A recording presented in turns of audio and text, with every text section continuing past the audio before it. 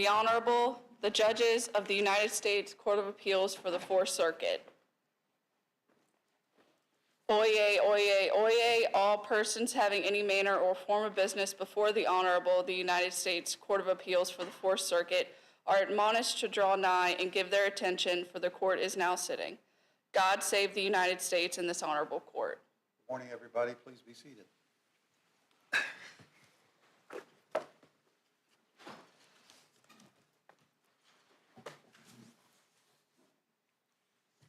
Welcome to the United States Court of Appeals for the Fourth Circuit. We've got 4 cases on for argument this morning. The first is 22-4331, United States versus Cabrera-Rivas.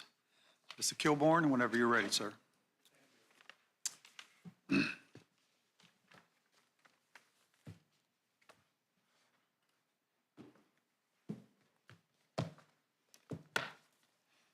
Chief Judge, judges, may it please the court. I am James Kilbourne representing Mr. Cabrera-Rivas, and I apologize for my Spanish. And I am appointed under a Criminal Justice Act appointment. Judges, I believe the most important critical issue in this case is the legal sufficiency of the competency determination that you ask us to supplementally brief.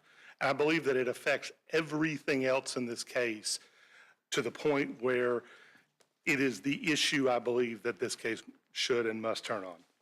There's significant evidence in this case that my client received less than 3 years of formal education, that he had a nonverbal intelligence in the poor range of functioning, that he is in the bottom 1% of his peers, that he's likely illiterate, that he has very limited English skills, that he was not able to effectively communicate with his trial counsel, that he provided rambling, non sequitur answers at trial in response to questioning by his own counsel. For my edification. Yes, sir. Why is the issue of whether the magistrate judge had the authority to issue this competency order not the focal issue that you address? I believe it is. I believe it is, Your Honor. I believe it is the focal issue. We don't believe the magistrate judge had the authority. And why not? We believe that in this particular case, this is definitely not a matter of his inherent powers. I think everyone agrees that it is not a listed inherent power. So the question is whether it's a dispositive or non-dispositive trial matter. And even if it is a non-dispositive trial matter, this was not. You concede that it's a non-dispositive trial matter? We do not, Your Honor. How is it dispositive to determine competency versus insanity? We believe that competency is a fundamental first-level issue that has to be determined because to conduct a trial without competency is a violation of his due process. So we believe that this is a first-level issue. We're not conceding that point, but assuming that the government's correct, that it's non-dispositive, the order that was issued by the court was not actually a finding and recommendation. It did not look like that. It did not give 14 days. And the trial started 2 business days after the order was issued. So there was not 14 days for an appeal, as would normally happen in a Did you bring matter. the issue up at any time during the trial or before the trial? Certainly the issue was raised many times, I believe, before the trial. There were numerous motions. Obviously, he was sent for a... No, I mean after the magistrate judge ruled. You said that only a couple of days before the trial. Only a couple of days passed, and there was no formal objection, Your Honor. But I believe, and I think the court should determine that competency is different. But I think also the chief judge asked if you brought it up at any time during the trial. You didn't object to the order itself, but... There was no objection to the order, and I'm not sure how you would bring that up during the trial. It was never mentioned again. Once the competency order was entered, appellant just went on with the trial. I think he had no choice but to go on with the trial. After the trial, of course, he brought it up again in front of the district judge. But I think that there's something... And didn't object to the order. And did not formally object to the order and did not do so within a 14-day period. I think those are facts we have to acknowledge. I believe, though, that there's something fundamentally different about competency. And I believe that what's fundamentally different is that it's not actually something that a defendant could ordinarily waive. And I bring up as an example the Roof case that we discussed quite a bit. As you remember, Mr. Roof was committed a heinous murder in an attempt to advance a white supremacist mentality. And in that particular case, his counsel claimed that he had a problem with autism and an issue with his competency. The defendant in that case most assuredly did not want his competency raised and made it clear both during the hearings and throughout the case that Mr. Roof did not want to be found to be incompetent. However, the court continued the analysis even though the defendant did not want it to happen. And if you think about competency, it's the one thing that people at either table can bring up. The government can raise it, the defendant can raise it, the judge can raise it on his own motion. There's something fundamentally different about a competency determination that is different than almost any other procedural matter or procedural right. Determination? I think it's at least quasi-jurisdictional. I think it's similar to determining whether or not a defendant is of age, for example. A 12-year-old could not waive and say, I want to be tried as an adult. There are certain areas where when someone is incompetent, they certainly can't waive their right to competency hearing because they're incompetent to waive that right. There is something fundamentally different. What's the lawyer's role in this? I mean, Roof was, he made an affirmative statement that he didn't want his competence contested, but your client didn't say so either way. So why isn't it the lawyer's obligation then to raise it? In this case, of course, the lawyer did raise it. And then pursue it further. He did not pursue it further. In the 2 days of trial preparation, he did not, and we have to acknowledge that. That's a fact in this case.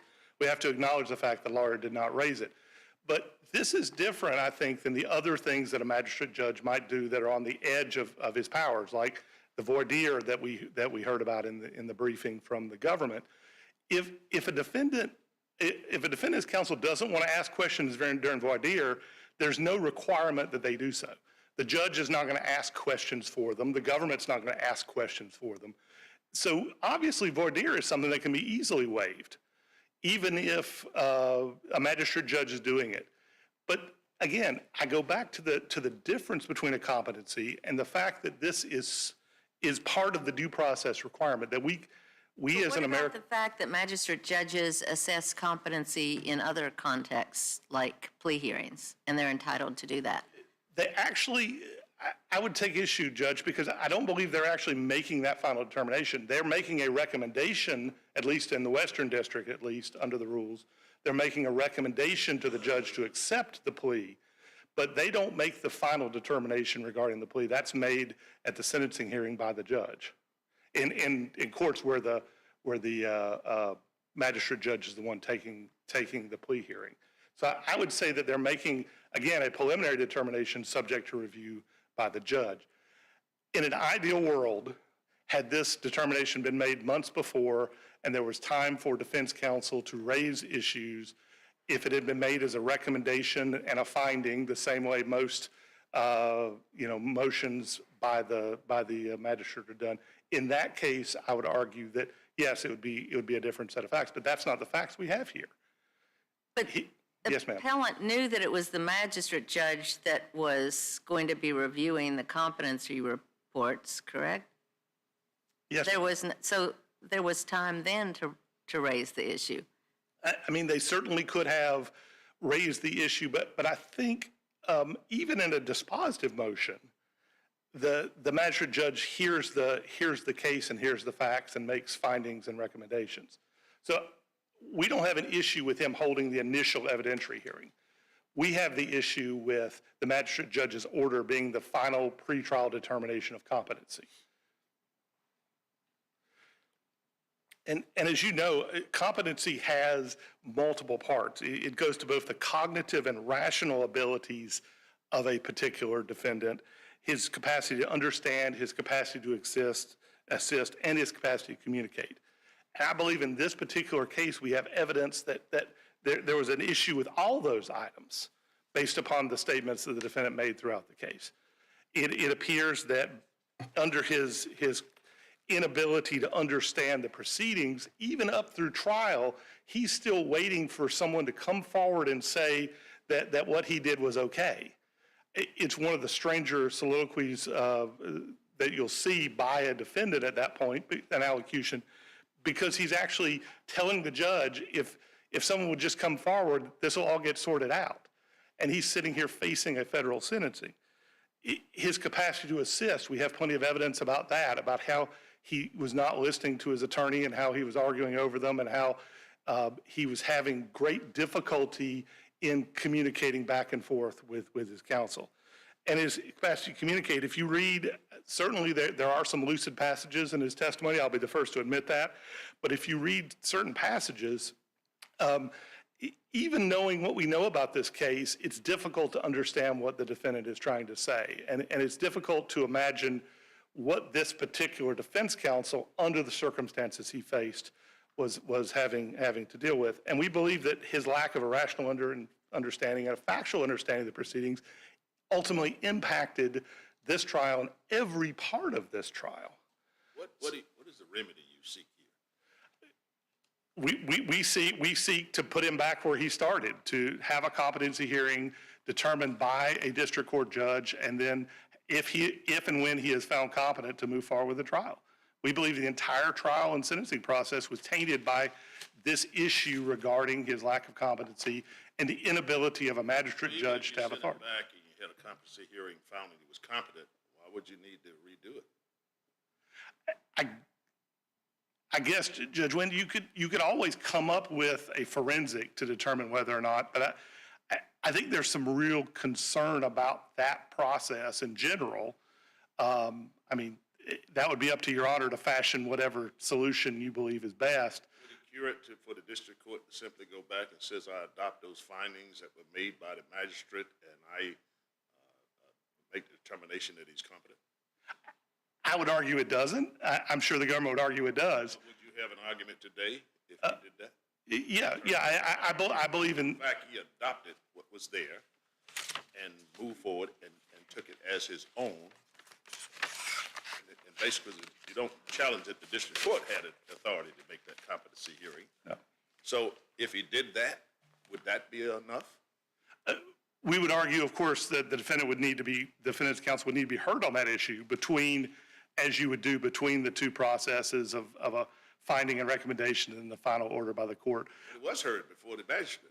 It was heard before the magistrate. The district court is simply adopting what the magistrate did. Well, obviously, we believe there's a problem with that, and we believe there's a problem with the magistrate's determination, and we've argued that in our briefing.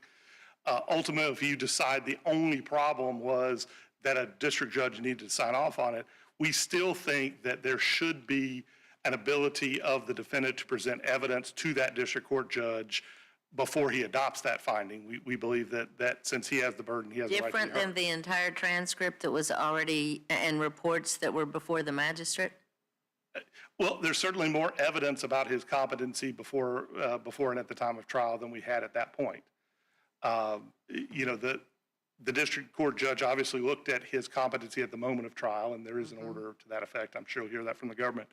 But we don't believe that he looked at competency during the entire process. And we believe that even in the unlikely event that the defendant became lucid at the trial, his incompetency before the trial still impacted the ultimate conduct of the trial and how exactly the defense was put forward. And the inability to communicate with counsel, the inability to understand what he was actually facing, and the inability to consult with his lawyer with a rational degree of understanding, we think prevented his ability. So, I mean, initially before, and again, that's why you guys are on the bench, is you're a lot smarter than I am, and it was a good call to look at this a second time, and I wish I had seen it the first time. So we believe there is an issue definitely about the district court judge doing it, but even before that, we were arguing that we believe the competency of the defendant is in question even after the magistrate's order. We believe that there are issues that this court should revisit regarding any competency determination of the defendant based on the evidence that was before the trial court at that time. Thank you, Mr. Kilborn. Thank you, Chief Judge. Rebuttal.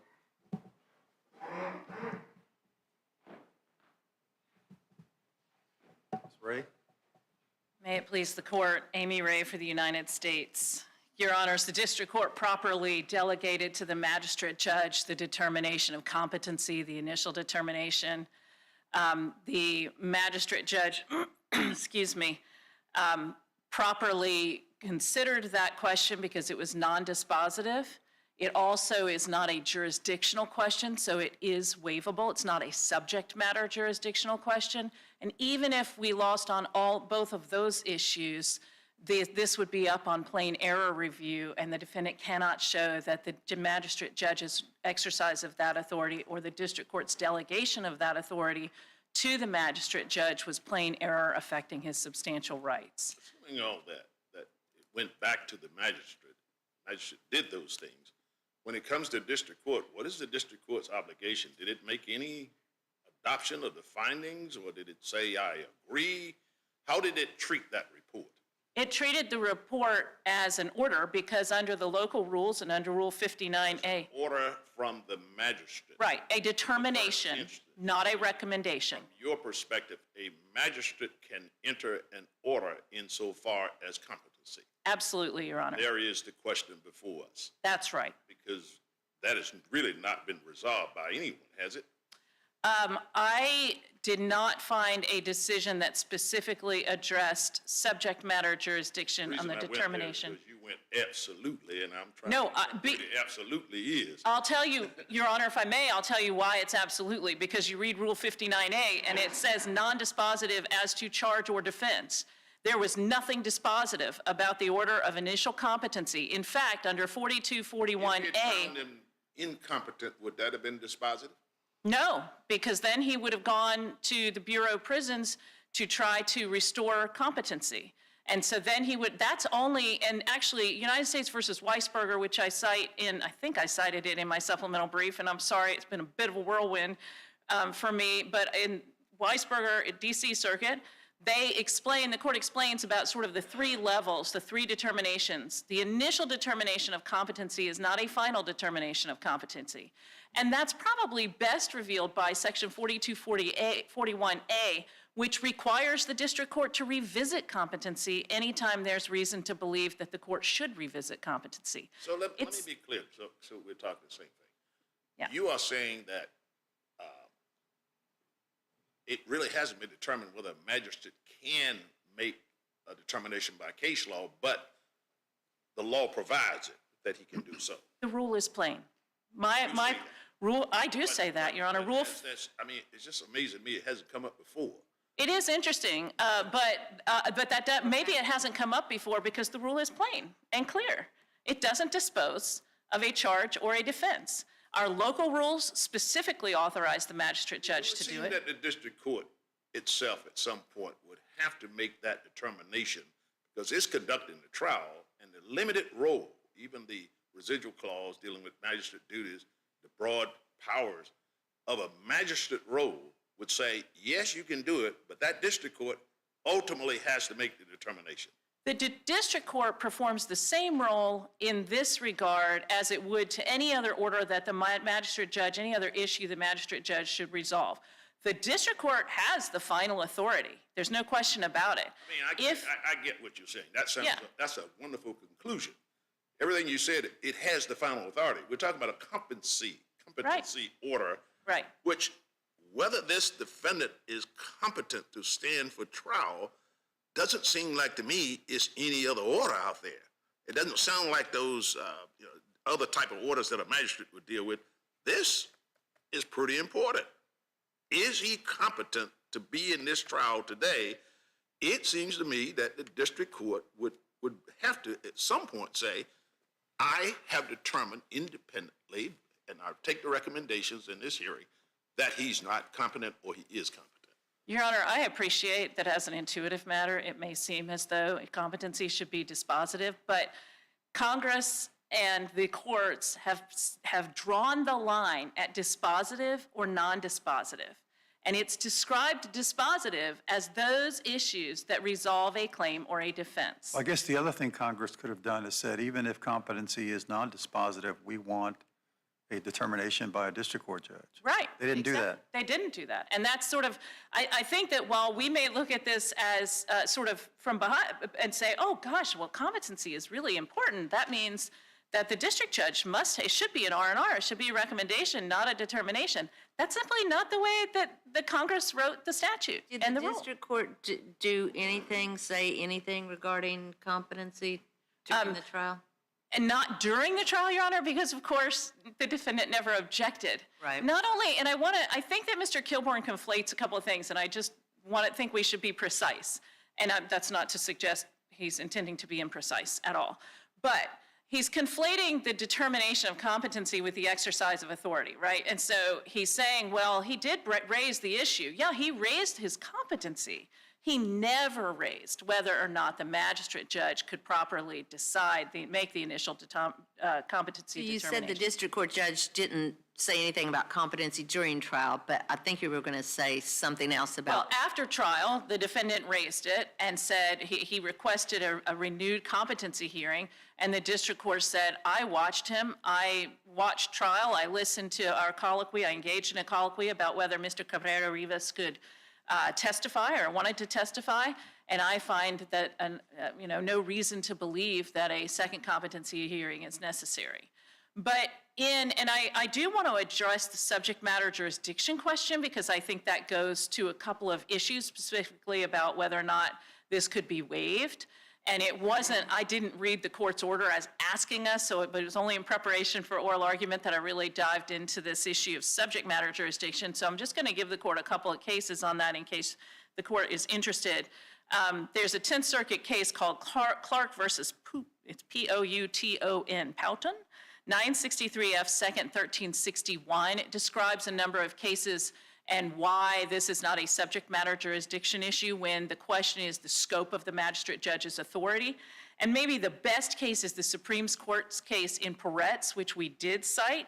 And in that case, the court held that with respect to jury selection, as long as a defendant does not object, the magistrate judge may properly exercise authority over jury selection, which is a critical stage of the trial. Well, if a defendant can consent, it's not a matter of subject matter jurisdiction, because subject matter, not jurisdiction, is not something that a defendant can consent or not consent to. It's a hard and fast jurisdictional bar. You're saying a defendant can consent to whether he's competent or not competent? No, I'm not saying that at all. I'm saying a defendant through counsel can consent or not consent to, with the fact that in Peretz, the Supreme Court held that if the defendant consents to a magistrate judge's exercise of authority over jury selection, there's no error, means it is not a subject matter jurisdiction issue, because a defendant cannot consent to the improper exercise of subject matter jurisdiction.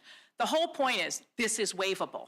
So even if it were error, it's waived. It's waived on a number of levels. The question of whether the magistrate judge could exercise that authority, whether the district court could properly delegate that authority, and of course, the ultimate determination of competency was waived because he didn't object and didn't challenge that.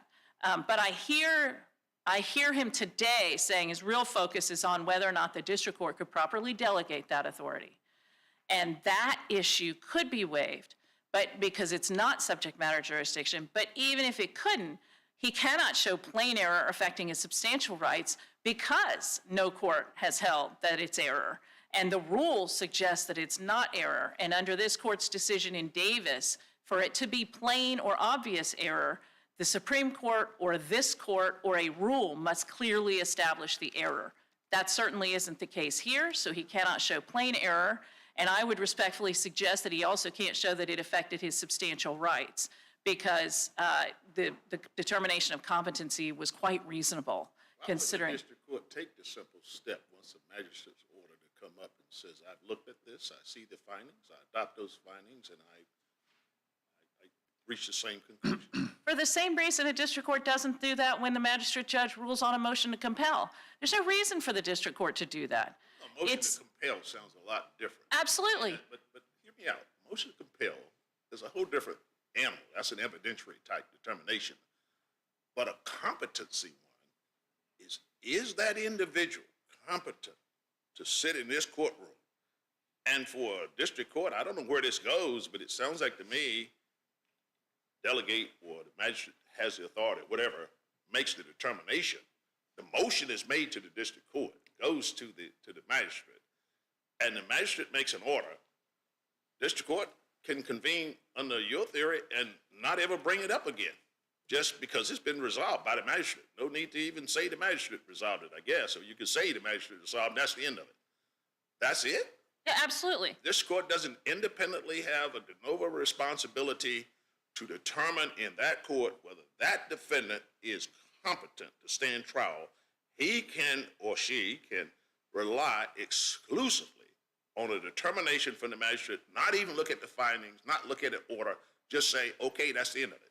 That's right. And we get back to where, Who to our says that exchange. other than your interpretation of what these orders? Is there any court that has ever said that? I have conceded that I haven't found a court that said that. I have also, Concession is accepted, but I want to make sure the answer is what I want to hear. That is, whether there is any court that does it. I have not Not just found your one. concession is a fact. It is either a fact of a court did it or not. And I'm saying, I don't know if a court has ever said that. Not that you need a court to say it, because as you say, if it's clear enough in the orders, but it does seem, and you mentioned the intuitive part about it. The intuitive part about it says, at least from my perspective, a district court ought to at least determine that person is competent to stand trial in this court, and not simply look at what just say, I send it to the magistrate, it's over, my hands are clean, let's go. So Judge Wynn, I want to respond with two things. First of all, I have only done this research I've done. I have looked, I haven't found that. I am not going to represent, there's no case out there, because your extraordinarily competent law clerks may prove otherwise. Well, that's kind of why we're But here, though. understood. It's not a question of whether you've done it. That's all we're doing. Whenever we do these cases, I'm not saying it doesn't exist. I understand there's a limitation of how much we do. I'm just saying today, we don't know. You and I and no one else knows of a case. If you do, help me with one. Fair. So I agree with that. I don't have one. Second thing, though, is, and I've already made the argument about the rules, so I'm going to set that aside. Don't need to repeat myself. But I do think it's important to say, to address your sort of concern about this, that 18 U.S.C. 4241 does vest the district court with a continuing responsibility to assess competency. The district court doesn't have to say anything about it. But if the district court perceives reason to believe that the defendant is at any time is incompetent, who is before him is incompetent, the district court has a duty, an independent duty, not triggered by either party necessarily, to rehear the competency issue. He has something. He has a motion before him that says, we need a competency hearing. He's giving it to someone else. Right. But at no point has that district court itself made a determination. I mean, So it's I'm not a case gonna where no one brought it up and nothing came about. Then I see the district court, if he sees something going on independently, he has to. But this is one where there is a motion. It's before the district court. He gave it to the magistrate. Magistrate made a determination. District court says nothing. Right. And I will that's okay. quibble just a little with the suggestion that the district court did nothing. Well, I Because mean, the district court did not have a duty to say on the record, I delegated the determination, for determination, not for recommendation. Would it be for a district court to simply say that? Your Honor, with all due respect, that's completely beside the point. It would be easy. Maybe, but I would like to know the answer. But How difficult would it would be be for easy. a district court to simply say, Sure. our magistrate has made a determination in this case. I see the findings. I've read those findings. We don't even know if he read them. We just know he just took the order. I've read those findings. I adopt those findings. I see nothing here, and move forward from there. Yeah. How difficult would that be? Easy. I thought so. Yeah, easy. I'm not going to challenge that. No. I will, however, say that the fact that the district court, I mean, this is Judge Conrad, doesn't matter what district court it is, but he's an experienced trial judge. Oh, he is a wonderful trial judge. He No is, judge in Conrad. fact. I have always generally enjoyed defending his decisions. Anyway, I have no doubt that Judge Conrad knew that Mr. Caprera-Rivas's competency had been challenged, and I have no doubt that he exercised the proper the duty that he had under 4241A to assess that as the trial went on, and it never And came he up even again. said that he assessed that as the trial went on. He said it after the trial In the order. when the motion was made. Yes. Thank you, Judge Thacker. Yes, in the post-trial motion, order rather, he did. While you're in the business of defending decisions, can you talk a little bit about the decision to send the possession charge to the jury on constructive possession? Yes.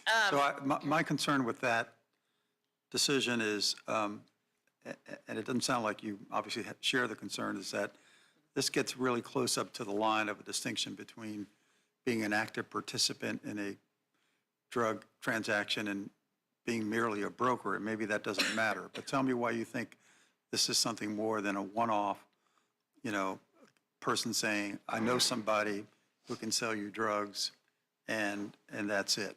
Well, in this case, he did more than that. The defendant said, and I'll find a little quote that I'm sure I put in my brief, but I brought the kid in because he's trustworthy. I sent him to Texas. It says, we sent that other dude to pick up what you ordered. So he's exercising agency over that person.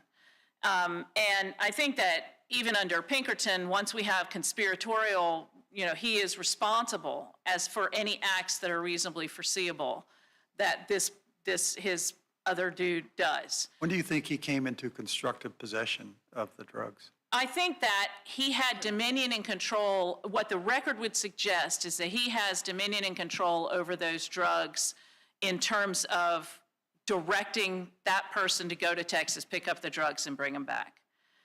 That said, I think we also get there under Pinkerton. And I also think that we have the conspiracy offense, which it doesn't really matter. I do believe that under this record, I think it would be hard to show in most cases, Judge Diaz. I think that normally it would be hard to show, but here we have him specifically saying, I sent him to Texas to pick these up. He brings them back. And certainly when he comes over to the car and he's right there at the car as the drugs are being brought out, that's a time when he's there, he's the broker, he's making this happen. He sent Ramos Garcia to Texas to get it. Ramos Garcia is now in the parking lot of the restaurant, and he has constructive possession over those drugs. In addition to the fact that he says and admits in these recorded conversations with Hector that he has sent him to Texas to pick them up. I think that's enough. And I don't have anything more than that because that's the best we can do on this record, but I think that's enough to both satisfy it under Pinkerton and constructive possession theory, especially once we get to the actual transaction itself. I do want to quickly address remedy because it's something I thought of. I'm hoping the court doesn't have to reach this question, but certainly as with a motion to suppress, a competency hearing, if this did have to be a recommendation situation, the judge can always review the transcript.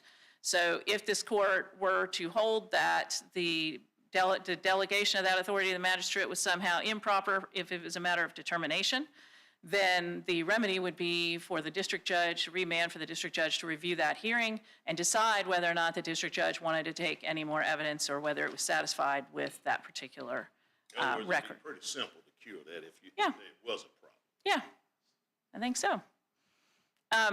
Your Honors, there were a number of other issues that were raised. Mr. Kilborn hasn't raised them. If Your Honors have any other concerns about any of the issues, I'm happy to address them. We do not. Thank you, Ms. Ray. Thank you. Appreciate your time.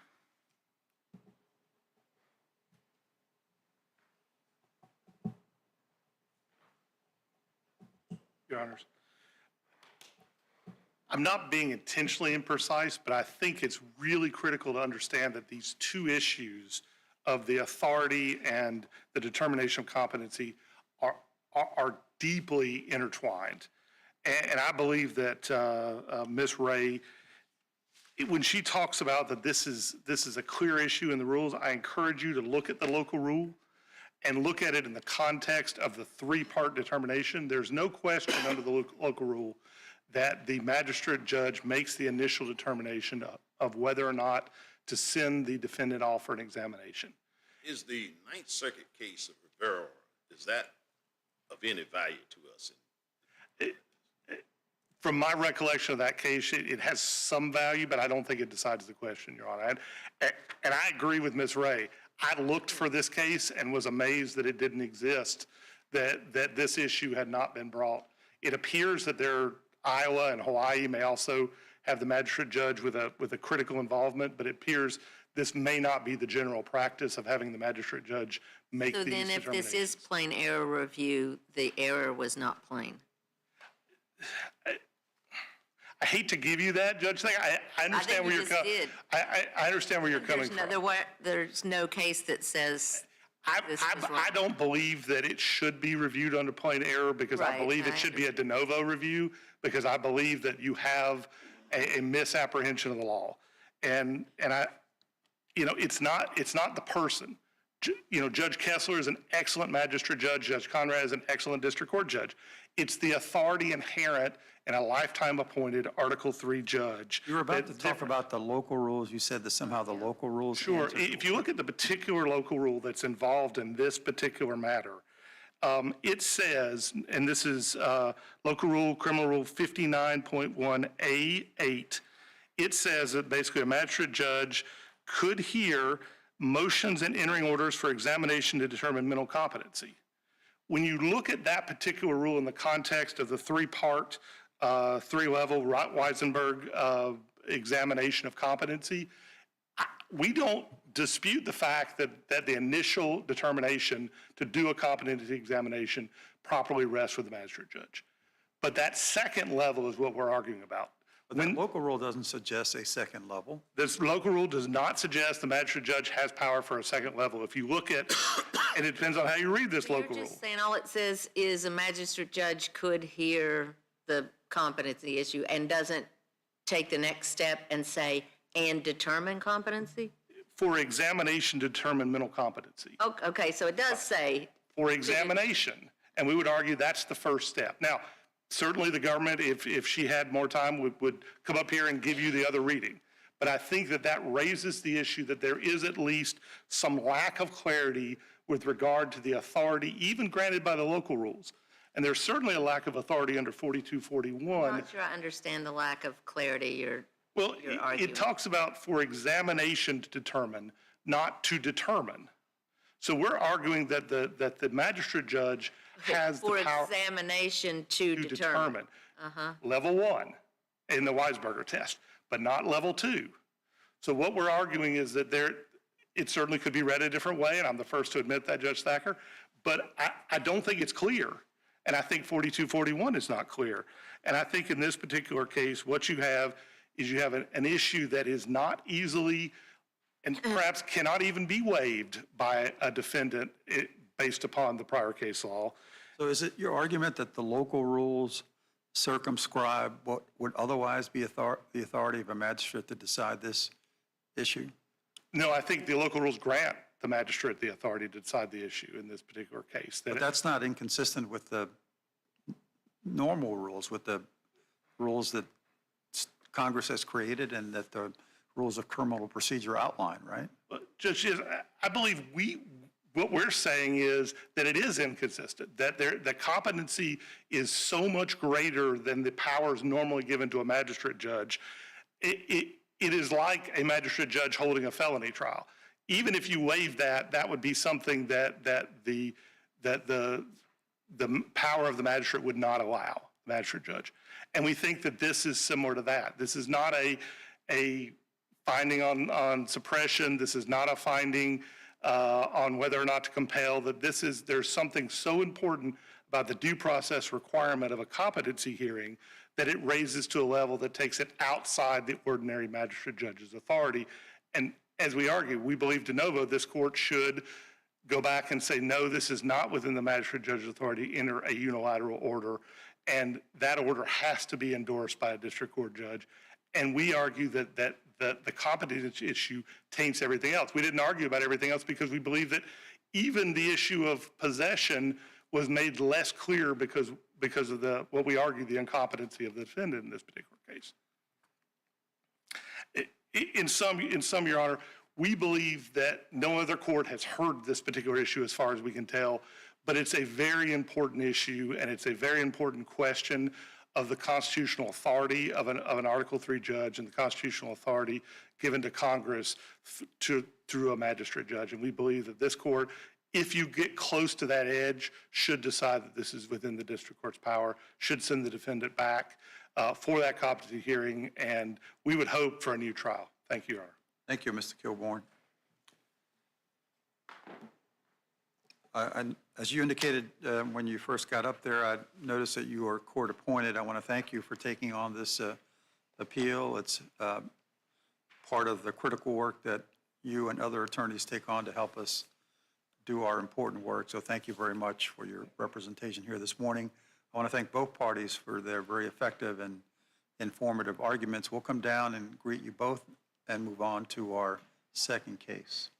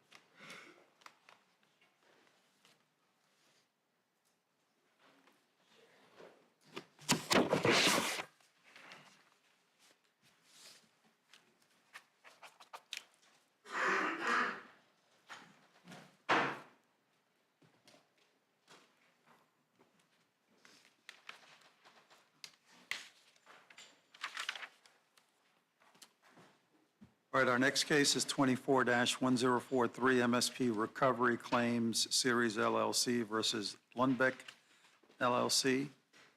Mr. Simpkins? Good morning, Your Honors. May it please the Court. My name is Samuel Simpkins, and I represent Appellant's MSP in this matter. Your Honors, the heart of this case is a fraudulent scheme perpetrated by Lundbeck, CVC, and Theracom to defraud the plaintiff's assigners and the class members of hundreds of millions of dollars by funneling money through a sham co-payment assistance program. Appellants argue that the district court erred in 4 ways. First, by dismissing the federal RICO claims based on a flawed application of proximate cause that was premised on clear factual errors. Second, by incorrectly applying the judicially created bright line test known as the indirect purchaser rule, which was derived from antitrust precedent. Third, by dismissing the state law claims based on the same faulty proximate cause standard and failing to engage with the unique proximate cause standard that each state law claim requires. And lastly, by denying leave to amend the complaint.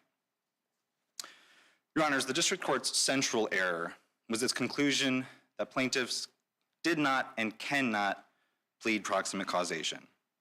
In doing so, the district court initially relied heavily on the 11th Circuit's Ironworkers decision, which is inapplicable here for a host of reasons. However, in denying appellant's Rule 59 motion, the district court relied more on this court's ruling in Alberts v. Global Tellink and the Supreme Court's holding in Anza v. Ideal Steel. Nevertheless, the lower court's proximate cause holding rests on factual errors and unsupported inferences. And what? You mumbled Unsupported there. inferences, my apologies. Unsupported inferences? Correct. What about the Slay case? Slay's restoration, Your Honor?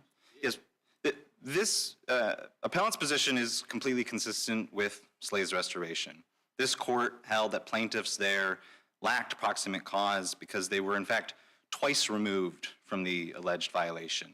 In that case, it involved a subcontractor who was allegedly harmed when the general contractor could not fully pay the claim because the general contractor was harmed when the property owner did not receive its full payment from the insurance program, for the insurance. The feature in that case, that case really points that proximate cause is about directness, not foreseeability. Correct, Your Honor. That is one of the central holdings there. And while appellants do believe that that decision skipped over an important holding in the Bridge decision, appellants also argue that they are directly injured here. The assigners are... How are they? That is the question here. I mean, it may have been foreseeable that, it would have this increased harm, but the question is, where's the direct harm that is alleged here? Yes. The direct harm was when Theracom and the other specialty pharmacies demanded payment based on false certification that those claims complied with federal law, including the anti-kickback statute. There were clear violations of the anti-kickback statute, and if I'm remembering, defendants do not even contest that Demanded payment from who? from plaintiffs' assigners, which provide, they're Medicare Part D sponsors, which administer the So Part D. not from appellants themselves. Correct. Appellants stand in the assigner's shoes pursuant to assignments directly entered into with each of the assigners. So at times I may slip between saying appellants and appellants assigners because appellants are sitting in the shoes, and that was actually a finding that the district court made that appellants did have standing to pursue these claims. But the question is, to whom is the false certification made? It was, The other side said it's to the government. that's not true, Your Honor. The false certification was made directly to the assigners when Theracom and the other specialty pharmacies submitted a claim for payment to the assigners. So there is no causal event or intervening third party between the specialty pharmacy and the assigner who pays the claim. So when the government alleged a violation of the anti-kickback statute and settled the claim, that wasn't for harm caused to the government? So there's two things I'd like to say about that, Your Honor. Claims related to not just Medicare, but also Medicaid and the VA health insurance program, which in those latter two, the government may have direct privity, if you will, between the defendants and the claims that were paid. So it's factually incorrect to say that the government sits between the specialty pharmacy and the assigners. And the complaint has made that clear, and it's been briefed several times, and it's a theory that defendants have continued to present and advance that, in fact, the certifications were made to the government. There were a set of certifications. Haven't you lost several times in cases around the country on the arguments you're making? We have lost several times, and we've won once. Once. Oh. Yeah. Yeah. What do you think is your best authority for your position? The best authority for the position is this court's decision in Albert v. Global Telling, which I understand Chief Judge and Judge Thacker were on the panel that wrote that opinion. Albert tells us, or my understanding of Albert tells us, sorry if I'm preaching to the choir here, that RICO proximate cause hinges on two factors. The first was whether there's a more direct victim of the scheme, and second, whether the alleged injury is too distant or logically unrelated to the predicate acts. Plaintiffs satisfy both factors here. To date, defendants have failed to identify any other more direct victim. And further, the entire purpose of the scheme, as alleged, was to defraud the assigners into paying for tainted claims. Can I ask, the government has gotten a little bit more skeptical about these independently run assistance programs that help pay co-pays and the like for folks who can't afford them, and perhaps rightly so. But under your theory, but they still exist, and they've been presumably blessed or at least not sanctioned by the government. Under your theory, is there any government assistance program that would not be subject to a RICO claim? Absolutely, Your Honor. There are, without having the benefit of seeing the internal operations of each of these, I'm willing to assume that there are a host of co-payment assistance programs that do follow the law and they do follow the rules. And the OIG has even issued guidelines that say, if you're going to run a co-payment assistance program, here's how you can be compliant with the anti-kickback statute. CVC in this case certified twice, and this is where there were certifications made directly to the government, certifications to the OIG that it was and would continue to follow those guidelines. Plaintiffs allege that that was a blatant falsehood, that Lundbeck was essentially controlling CVC's operation and administration of the Huntington Disease Fund. Lundbeck's money was essentially funneled through this charity to wash it to appear so that it would have the propriety of a legitimate assistance. It may be helpful to understand the role of a co-payment charity by analogizing it to getting family help. There's nothing that violates the anti-kickback statute or federal law when a family member helps you afford your medication. However, if that family member got that assistance from the drug manufacturer, the law is very clear that that is an illegal kickback that cannot be delivered. And there were supposed to be checks and balances in place. Well, but I mean, you just mentioned kickback. That's the whole purpose of the anti-kickback statute and the reason why the government pursued its civil claim. So having done that, what's left to adjudicate here? I appreciate the question, Your Honor, because the other important thing that Albert's told us is that a single scheme can create two sets of direct victims. And I think that that's an appropriate analogy to this case. As I mentioned, the government may have been directly injured through its administration of VA health insurance, federal employee health insurance, Medicaid, and even in the rare instance where prescription drugs are administered in a hospital, that would fall under Medicare Part B. That would be one slice of the pie, if you will. The second set of victims, the second slice, are the entities that actually deliver Medicare Part D health insurance, and their rights have not been vindicated. The government stood and recovered where it was harmed, and again, even without having to show actual damage, the entities that actually administer Part D have not. And is that why you think our Albert opinion helps you? You think there are two logically independent injuries here? Correct, Your Honor. Yeah, that is, I think, one of the helpful things about Albert. I think the other helpful thing is that it's... But there aren't two logically independent injuries here, are there? Appellants argue that there absolutely are, Your Honor. That Doesn't it all arise from the same conduct? it arises from the same scheme. The specific predicate violations, as plaintiffs allege, are at the final stage submitting a claim for payment. Right? These claims for payment carry implied certifications of compliance with federal law, including the anti-kickback statute.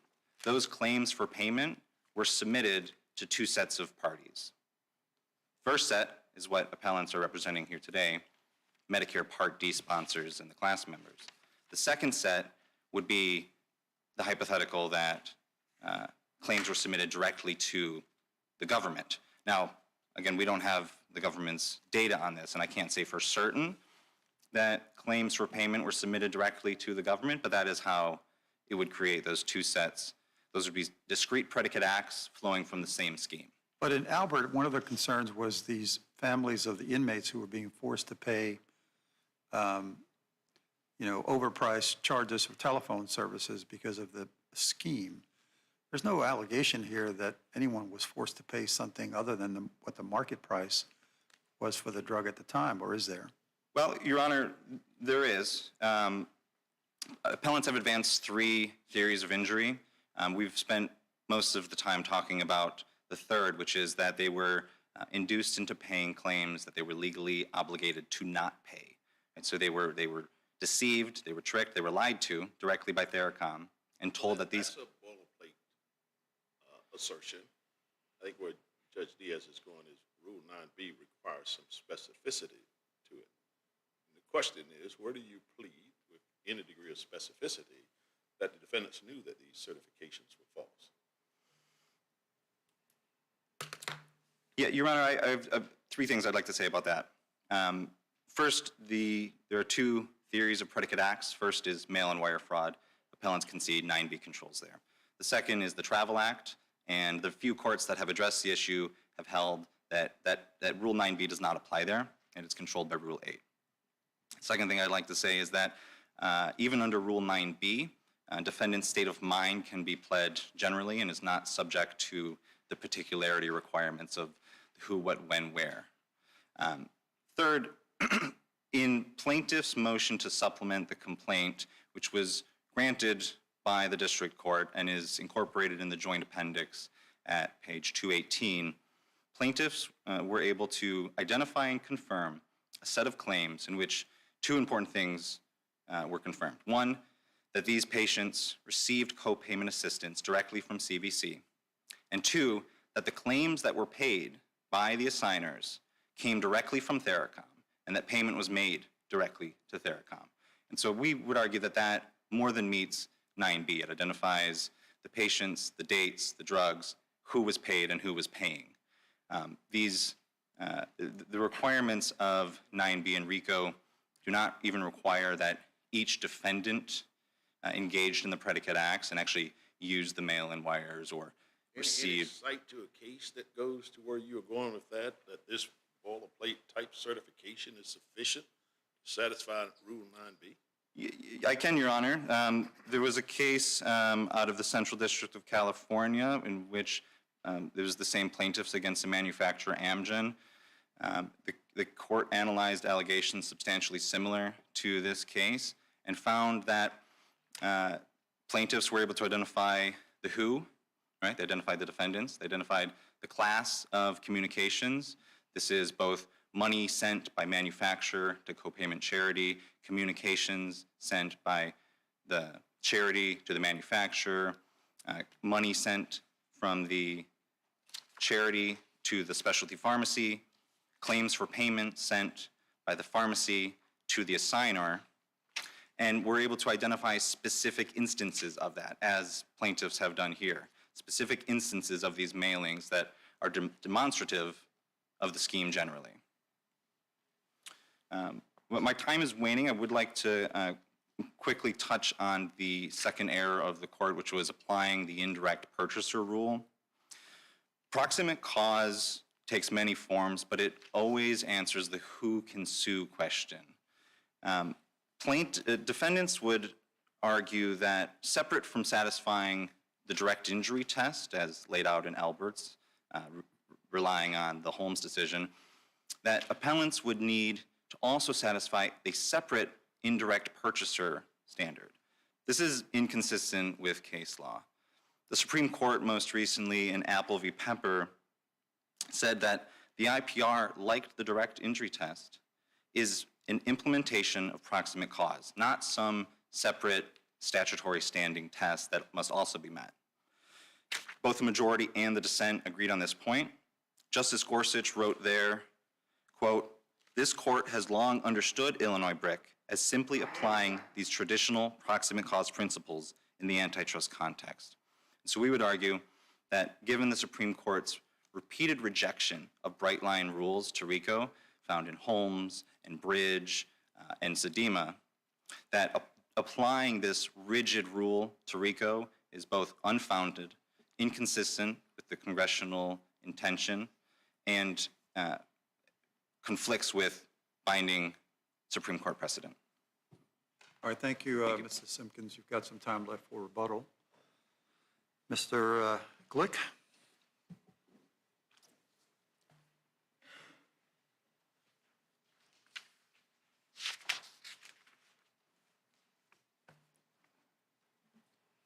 Good morning, and may it please the court. My name is Collier Glick. I represent Lundbeck LLC. I'll be addressing the bulk of Appellee's arguments. My colleague, Mr. Cardozo, will take the last 3 minutes to address any Theracom-specific questions this court may have. This court should affirm, and nothing you just heard from my friend should disturb the district court's sound conclusions that MSP failed to allege proximate causation, that the indirect purchaser rule bars its claims, and that the state law claims are meritless. I'd like to start by just situating this case in the broader landscape of MSP's co-pay charity litigation campaign. There are more than 10 materially identical complaints that MSP has filed around the country. By my count, as of this morning, there were 11 separate memorandum opinions from district courts rejecting MSP's materially identical claims. Now, he says they've won one. Which, Yeah, is so there that's, one that they've prevailed? there is one, that's the Amgen case out of the Central District of California. It's an outlier. I'll say 3 things about it. One, it does not engage with any of this other precedent. It doesn't engage with the 11 other opinions dismissing these claims, doesn't even cite them. Second, if you look at the Jazz Court out of the Northern District of California, Judge Davila looks at the Amgen case and also looks at an Appellant case, 2 MSP cases, and says, you know, Appellant's more persuasive, I'm rejecting Amgen. So the courts that have looked at Amgen have found it unpersuasive. And then I guess the final point is just that there is an interlocutory appeal pending in that case. And so there's also a Rule 11 motion for sanctions pending in that case. I was going to ask about at some point this all becomes frivolous and potentially sanctionable. There are 2. Are there sanctions? There are 2 Rule 11 motions pending right now, one in that case in Amgen, one in the Northern District of California case in Appellant. Respectfully, we believe these do border on frivolous claims. And what this wave of precedent shows is that there just is no cause of action here. MSP is trying to manufacture a cause of action out of these DOJ settlements where none exists. So if I may, I'll plan to start with the RICO causation, proximate causation, and it does help to parse through these 3 theories. We have the inflated prices, inflated volumes, and then the tainted claims theory, which wasn't in the complaint, but they added through briefing. And so inflated prices really puts us squarely in Slay's territory, to Judge Wynn's question. When we're talking about directness, we're looking at, quote, sequentially the direct result. Usually at the first step is what this court and the Supreme Court in Holmes has said. And tellingly, the first step is not alleged in the complaint. Lundbeck set the price of Xenazine. Lundbeck manufactured Xenazine. Who purchased Xenazine from Lundbeck? That is not in the complaint. We don't even know what the first step is. Now, MSP acknowledges, this is paragraph 116 JA 56, they acknowledge that there's this complex chain of distribution in the pharmaceutical industry. Wholesalers, pharmacy benefit managers, pharmacies, they're all passing the medication along in the ordinary course of this distribution chain. MSP doesn't mention any of those. That injury would be passed along. If there was an inflated price at the beginning, it would have been passed along through that distribution chain, putting this case squarely within the ambit of Slay's.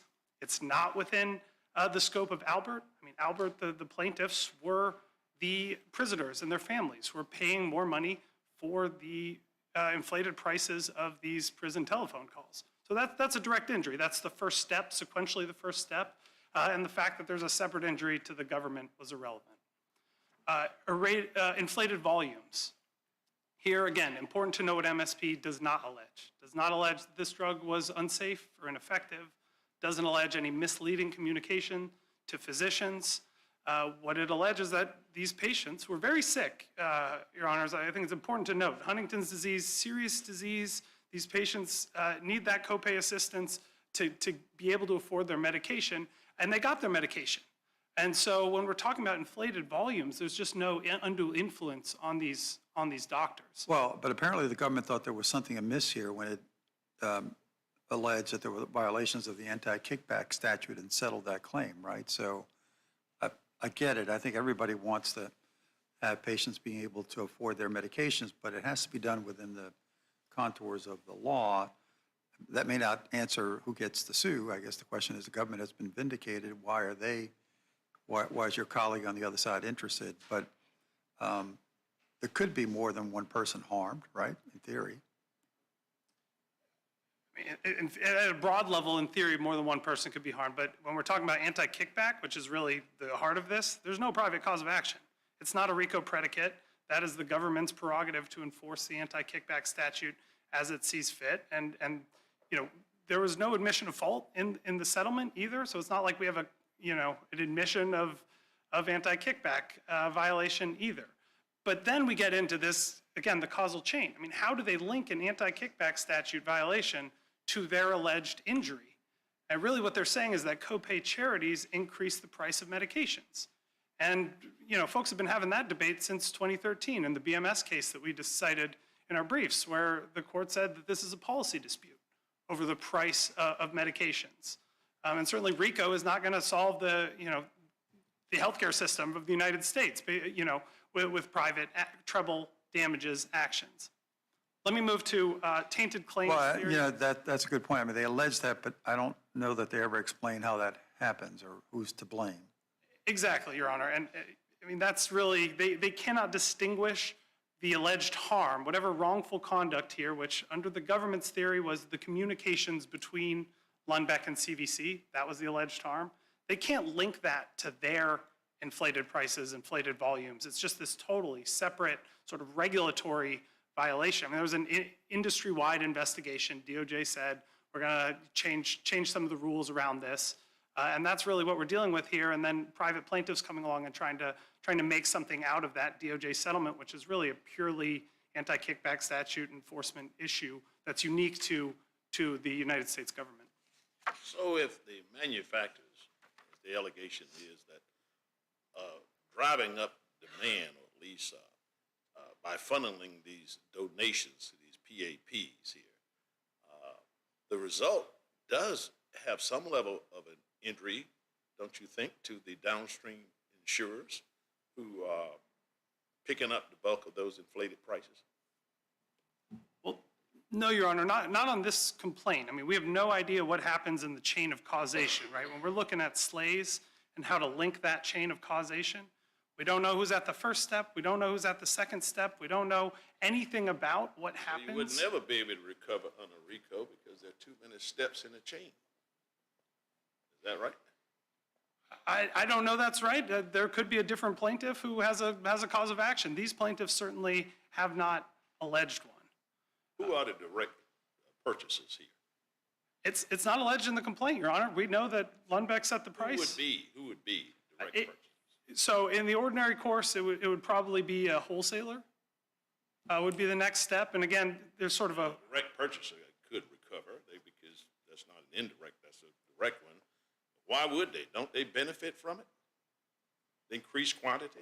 If they have to pay the inflated price, I mean, Lundbeck is alleged to have inflated the price. So if Lundbeck set a higher price... I understand, but the wholesalers, you would think they'd be all right with an increased demand. Passing through, and why would they ever bring an action as a direct purchaser? Your Honor, it's not alleged in the complaint. I can't answer that. I'm trying to understand, why would they? I mean, if the indirect can't do it, why would a direct ever do it? So you can't recover. I mean, because you're not going to get, if we block this with, as you say, judicial rule or whatever, indirect purchaser, in this instance, who's gonna maintain an action? I mean, the direct purchaser, I think it looks like to me they benefit. Don't you think they benefit from increased demand, the wholesaler? It would depend on their cost structure. It would depend on a lot of things that aren't, we're way outside the record now. So let's stick with proximate causation. Let me give Your Honor an example of where courts have found proximate causation, right? The Painters case out of the Ninth Circuit, which MSP relies on.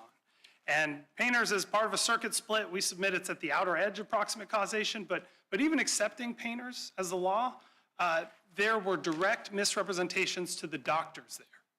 There was misrepresentations about the risks of the drug causing bladder cancer. And so there, the Ninth Circuit said, well, that's a direct effect. There, we can trace the injury directly to the doctors who prescribed more of the medication as a result of these misrepresentations. There's nothing like that here.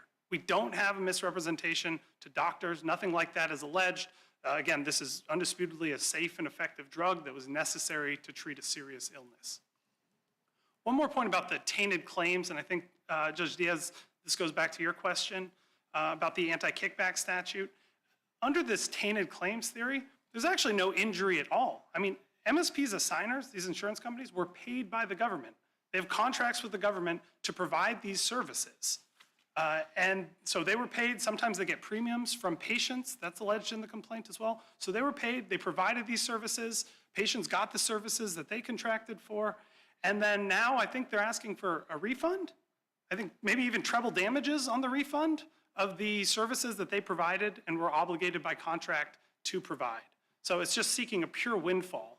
I don't confess to know all the intricacies of the Medicare program, although I may need to figure it out soon since I'm getting to that age. But so do they provide these drugs under a fixed price contract? In which case, if they end up having to pay more to get the drugs, they might suffer a loss.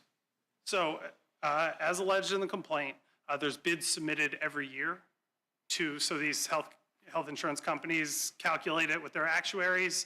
They submit bids to the government accepts those bids, and then it's on a per patient basis.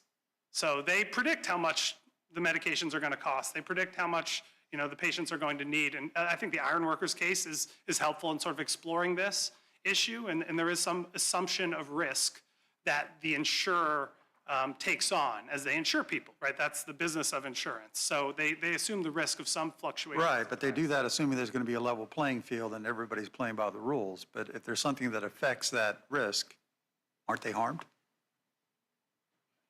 I don't think there is anything that affects that risk here. Again, the mere existence of copay charities is something that's known and accepted, in the industry. It may be, contentious as a policy matter on certain levels, but it is not something that's unlawful on its own. So when they say that charities increase the price of medication, that is not a cause of action. Let me move to the indirect purchaser rule briefly. Well, sorry, one more thing about the tainted claims theory. It would be a per se rule. It would be because there's a tainted claim at some unidentified point in time, or an AKS violation, some identified point in time, every claim is per se unlawful and unpayable. I think that's their theory, and I'm sure my friend will correct me if I'm wrong, but every single claim, it's not really trying to connect the links to the chain of causation anymore at all. It's trying to read causation out of the statute. And that's inconsistent with slaves, it's inconsistent with homes. The indirect purchaser rule is an independent bar to the RICO claims. And here the recent case law is really centered on the indirect purchaser rule as a bar to these specific claims from MSP. We submitted a couple of supplemental authorities. I think the Celgene case, it's a long decision, but it really deals with the indirect purchaser rule in depth and addresses all of these arguments really closely, commend it to the court's attention, but also— Applied it in the context of a RICO claim?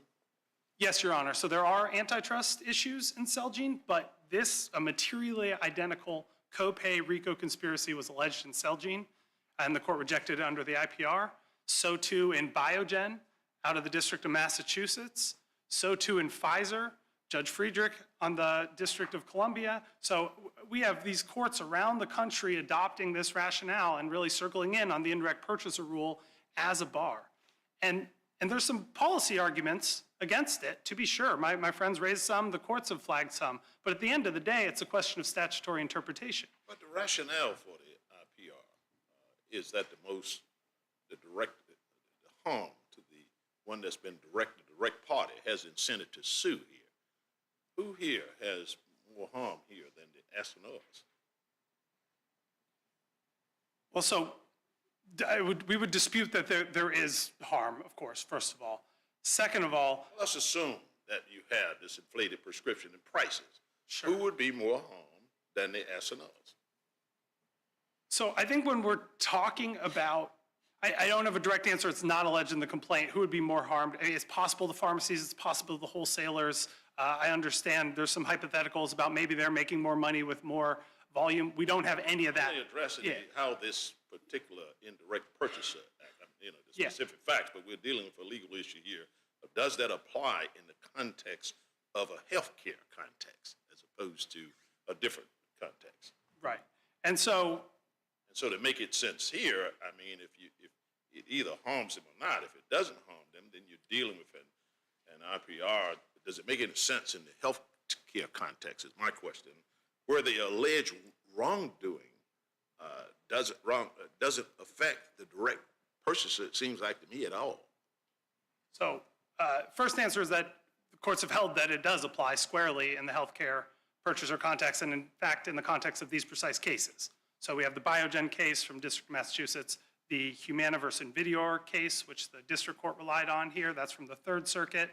And then we have the Pfizer case from the District of Columbia. So all these courts have addressed this exact question. Their reasoning is persuasive.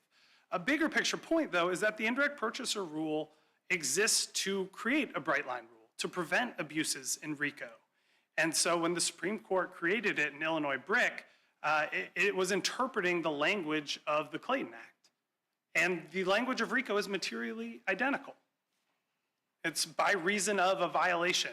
And so there's no reason, no statutory reason, to treat the IPR differently in the RICO context. In fact, it makes a lot of sense here where MSP is alleging, quote, supra-competitive prices. I mean, that sounds a lot like an antitrust claim. That sounds a lot like a Clayton Act claim, which is exactly where the indirect purchaser rule arose from. And it's really sort of an antitrust case disguised as a RICO case here when we're talking about inflated prices. So part of the answer is it's not one clear party who would be injured, Judge Wynn. It would be this whole chain of pass-on injuries that the court would need to parse through and that the parties would need to parse through. And that's precisely why we have an indirect purchaser rule to create this bright line rule that says, no, if you're not direct, you don't get to sue. And we're not going to worry about who might be the right person to sue in this causal chain because you just need to sue whoever directly purchased the medication is the one entitled to sue. We don't reach this if you agree with you on the proximate cause, I take it. Yes, Your Honor, I think that's right. They're independent bases to affirm. Thank you, Mr. Glick. Mr. Cardozo? Good morning, Your Honor. Ray Cardozo, representing Appellee Theracom. Requested 3 minutes just to see if the court had any questions about the Theracom specific piece. We've jointly briefed it. Don't think the issues are distinct. Do you have any? Well, then let me just make this Might be the observation. shortest argument on record. Well, I'll make one observation. Judge Wynn, the You're answer, going to you have a record. You don't need to. the answer to your question to Mr. Glick was where you started with your question to my learned friend on the other side. The RICO test for proximate cause is directness, not foreseeability. And all 11 of those memorandum decisions, Mr. Glick pointed to, talk about how the independent prescribing decision of the physicians is in this mix. And that's exactly the sort of thing that breaks the chain of a RICO causation, because it's not direct. The Southern District of Florida case that the district court relied on that involved the same copay charity pointed out those physicians' independent prescribing decisions break the chain of causation between these pharmacies' alleged contributions to CVC. Who would be the direct purchasers here? Well, the direct purchaser is the wholesaler, but may not be injured. So my question goes to you. Why would they ever sue? I mean, you wouldn't get a suit from a direct purchaser if they're benefiting. I mean, wholesalers exist to have a higher quantity. So this scheme of sending money to the PAPs that, pay whatever the copay, and it allows the demand for the property to increase. You got this intermediary that the manufacturer uses, and it insulates them because they won't ever sue, will they? Right, but you also have another intermediary, the physician, who doesn't benefit at all and doesn't need to consider. See, this is the... So you're saying a physician is a direct purchaser too? No, but the physician, this court's decision in Albert talks about not only who's the direct victim, but if there are other intervening factors. You have to have no other intervening factors to break RICO causation. So, and you also have the pleading problem that the wholesalers may or may not benefit, and that isn't pleaded. Why isn't that? Why is not the direct purchaser the consumer? I mean, it's a bit of a facade because the consumer doesn't pay. Insurance company covers the bulk of the payment and any copays, but isn't the consumer the direct purchaser of these drugs? Could be, but they didn't plead what the pharmacy benefit manager who puts them on the formularies they didn't plead how all of the many, many steps in the chain that can influence whether the consumer, the patient, gets the drug. what their role is, whether they benefit, how, or whether they're harmed.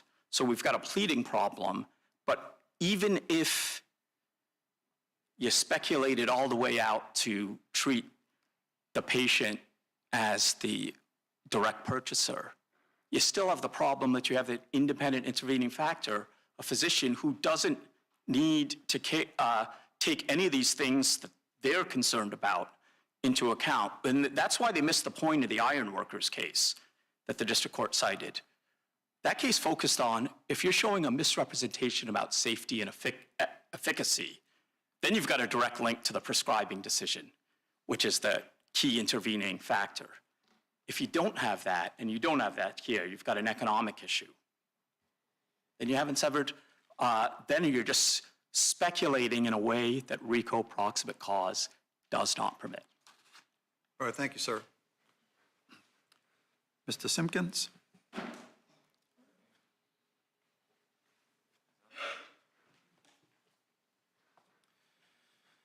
Thank you, Your Honors. There's a number of issues I'd like to address, so pardon if I come across as talking fast. First, MSP is not alone in this space. Other major Part D sponsors are pursuing this exact issue. Humana was mentioned by Brother Counsel, United Healthcare. The Biogen decision that was referenced was actually just heard by the First Circuit on oral arguments, asking the same exact question about whether the indirect purchaser rule applies to RICO. Plaintiffs there, or Humana, were joined by an amici, which involved the foremost experts on RICO in the country. And they said that the IPR is a proximate cause test, has no place in RICO, and should stay strictly to the antitrust context. Secondly, Brother Counsel indicated that there's a pleading deficiency about who the direct purchaser will be. I'd like to make a few notes on that specifically. Xenazine is a drug that is governed by an FDA REMS program, which means its distribution chain is highly regulated. It is not uncommon for a REMS drug to go directly from a manufacturer to a specialty pharmacy. Plaintiffs don't know whether there's a wholesaler in the market. Lundbeck and the other defendants have had the opportunity twice now to present affidavits or other kind of evidence to suggest that there was. They have not done so. Secondly, to Judge Wynn's point, You couldn't plead upon information and belief, that sort of thing, and then wait for discovery to determine it? How would that work? Your Honor, I think the flaw is more inherent and fatal. As you pointed out, wholesalers not only stand to benefit by increased volume, they explicitly stand to benefit by increased prices. This was alleged in the complaint at paragraph 116. Wholesalers are paid on a percentage cost of the drugs they acquire. It's called the wholesale acquisition cost, or WAC. That's how they make their money. So the more expensive the drug is, the more money they make. Secondly, on the point of wholesalers, Theracom is owned by a company called AmerisourceBergen, and this is in the complaint as well. AmerisourceBergen is a pharmacy wholesaler. So there may even be a scenario where there's a wholesaler that is, in fact, just another arm of defendant's operation. MAOs operate at risk. Yes, there is an agreement with the federal government that supplies a portion of their funding, and yes, in most cases, patients pay premiums, but they operate at risk, which means they stand to benefit and they stand to lose. My last point I'd like to make, the record shows that on February 28, 2013, Theracom lied directly to plaintiff's assigner Avandia. On March 4, 2014, Theracom lied directly to Blue Cross Blue Shield of Rhode Island. On February 9, 2016, it lied directly to Connecticut, on and on and on for each of its assigners. That's in the record. That's a particular allegation about a direct lie to the assigners that resulted in direct injury. Thank you. Thank you very much. Thanks. My thanks to both counsel for their arguments. We'll come down and greet you and take a recess before moving on to our next cases. This honorable court will take a brief recess.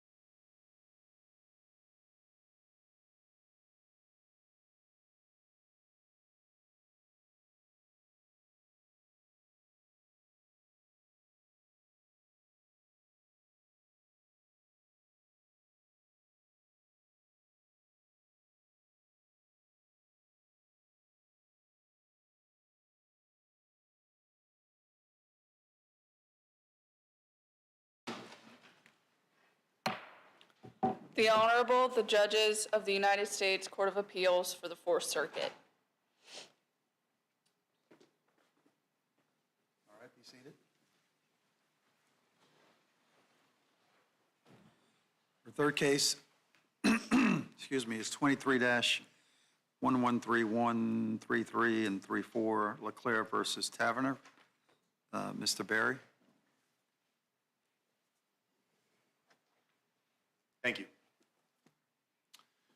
Good morning. May it please the court. My name is Dave Barry, and I represent the appellant, Gary Leclerc. The core question in this appeal is whether Mr. Leclerc continued to hold equity in his former law firm after his employment with that firm ended on July 31st of 2019.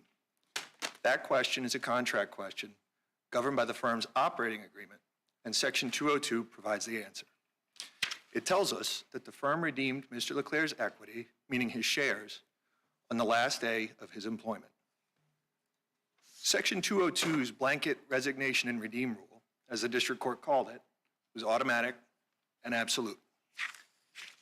Mr. Leclerc did not take his equity with him when he left the firm, and he was not an equity security holder of the firm when it petitioned for bankruptcy the following September. The district court erred in concluding otherwise because its two-part analysis was flawed at both steps. First, the district court bypassed Section 202's resignation and redeem rule by creating a post-dissolution exception that does not exist out of a fragment of one sentence in Section 503, which says the opposite. Second, the district court misapplied the exception it created based on a purported dissolution that did not occur and could not have occurred while Mr. Leclerc continued to hold equity. Both parts of the district court's two-part analysis were flawed, and both of those flaws independently require reversal. But today I'd like to focus on the first one. We believe this court's inquiry should begin and end at that threshold because there was no post-dissolution, post-dissolution exception to the resignation and redeem rule. The operating agreement speaks for itself on this point, and today I intend to let it do that by walking through what the contract itself says it says, beginning with Section 202, followed by Section 503. So Section 202 picks up in Article 2, which is at JA 338. And Article 2 covers transfers, restrictions, and other buy-sell terms involving firm equity, again, or shares of the firm. It is the only article of the operating agreement that does that. And Section 209 tells us that the preceding sections of Article 2, including Section 202, quote, constitute the exclusive mechanism for the redemption, repurchase, or acquisition of the equity of a member. So Article 2's exclusive mechanism begins at 202A, which states at JA 339 that when a member's employment ends for any reason, that member becomes a terminating member. The firm was required to, quote, purchase and redeem all shares held by the transferring member immediately prior to termination. What's the consequence of ruling in your favor here? What would be the consequence of that? Well, the relief we're requesting, Your Honor, is that the case be reversed and remanded for Mr. Leclerc's removal from the equity security holder list. It's very narrow, and we just believe that he should be removed, as he has not been an equity security holder since the firm redeemed his shares. So does it change the firm's tax status? I don't believe it would, Your Honor. Frankly, we don't know, because the same analysis, I mean, the operating agreement's same for all of, the former members, but it's going to depend on each of their unique facts and circumstances. So I can't really speak to how it would affect others or the firm itself, but I can say that we do believe, based on the plain language, that Mr. Leclerc must be removed. So you're saying if we agree with you on this section 5.03, that what do we do, vacate or do we remain? Well, I reckon, the court would have some latitude there. I believe the proper course would be to remand it with instructions that he be removed from the list, because the list is currently existing in the bankruptcy. So technically, I believe that would involve two steps of remand, right, to the district court. Because it looks like to me that the bankruptcy court has at least a discretion whether to amend or whatever. I don't believe it does in this case, Your Honor. I mean, again, this is controlled by the operating agreement and the plain language. I mean, it's a legal question as to whether he was an equity security holder. And we believe it's clear that he was not. So this is kind of related to Judge Wynn's question, and you suggested that it's not clear whether or not there are any consequences, but isn't that, I mean, if there are not any consequences, then why are we deciding this issue? Well, as to Mr. Leclerc, it would be determinative that he's not an equity security holder as of July 31st, 2019. I can't speak to the consequences for other members or the Right, but firm. what's the consequences of him not being an equity shareholder on that date? Well, it would result in the correction of what we believe is an incorrect order, which states that he was an equity security holder. And I believe what Your Honor is getting at is this will have tax consequences downstream. This won't address those. But his classification as an equity security holder is incorrect in the first instance. And we believe that error just needs to be addressed at the outset. How would you have us read section 5.03 of the operating agreement? Sure. So, and that's where a significant amount of the confusion in this case has come from. Now, to begin, I mean, again, Article 2 and Section 202 in particular is the exclusive mechanism. So as far as Article 5 goes, which is where Section 503 is, I want to emphasize that that governs membership, not ownership or redemption of equity. Neither 503 nor any other section with Article 5 speaks to whether or how a person acquires or retains equity. And again, that makes sense because Article 2 is the exclusive mechanism there. Now, and so I want to look back at Article 2, I think, to fully answer Your Honor's question, and then we'll bounce back one last time, because these really are the two provisions that control. But in the first instance, so Article 202A lays out this requirement that the sales be purchased and redeemed immediately prior to termination. And then 202G reiterates that at JA 344. It tells us that all, quote, shares shall be deemed sold and transferred to the firm as of the termination date. And that's true irrespective of whether the transferring member provides certificates or any other documents requested by the firm. So we believe the district court was correct that Section 202 is indeed a blanket resignation and redeem rule. The blanket rule was as much an ethical requirement, it was a practical necessity of operating a legal practice. It restricted ownership of the firm to employees who were practicing attorneys employed by the firm. That precluded anyone from continuing to hold equity if they stopped practicing law or if they left the firm to practice law elsewhere. And 204B reiterates this point at JA 346. But he was a member of the firm at the time of the dissolution. Well, respectfully, Your Honor, we disagree that there was a dissolution in the first instance. Well, and that's why I was asking you about the other section, the Section 503 and others that seem to indicate there was a dissolution and he could no longer withdraw from the firm. Right, and all right, so yeah, I'll turn to 503. And no, we don't believe that 503 had anything in this case to do with dissolution. So, and again, in context, 503 doesn't speak to whether Mr. Leclerc held equity after his employment ended. Article 2 does that. Article 2 does not contain the word dissolution. All Section 503 did was it. But Article 2 speaks to whether he held equity, what did you say, after his employment ended? Correct. But his employment didn't end at the time of the dissolution. Correct. As I read I'm sorry. the agreement. Yes, his employment ended on July 31st. What these July resolutions, again, we do not agree that there was a dissolution, but that's a separate issue. Dissolution doesn't matter here on the first question. And so while he was an employee on July 29th when that vote was taken, he was not an employee on July 31st, which is really the operative date here. So what Section 503 did is it modified the Virginia LLC Act's default rules by linking the firm's membership to its ownership, to its shareholders. And it did that because it conditioned each person's status as a member on whether that person continued or ceased to hold shares. On the one hand, so long as a person continued to hold any shares, that person could not withdraw or resign as a member. On the other hand, as soon as a person ceased to hold any shares, that person was no longer a member. So those alternative scenarios are laid out in the second and third sentences of 503, but we have to look, again, back to 202, the exclusive mechanism, to determine which of the alternative scenarios we're in. And in this case, we know to apply the third sentence because Mr. Leclerc ceased to hold it. What if there was a dissolution on July 29th? Right, assuming for sake of argument that there was a dissolution on the 29th, it would make no difference. Why not? Because the question here is whether Mr. Leclerc held equity after he left on July 31st. And then that's where you want us to go back to section 202. Correct.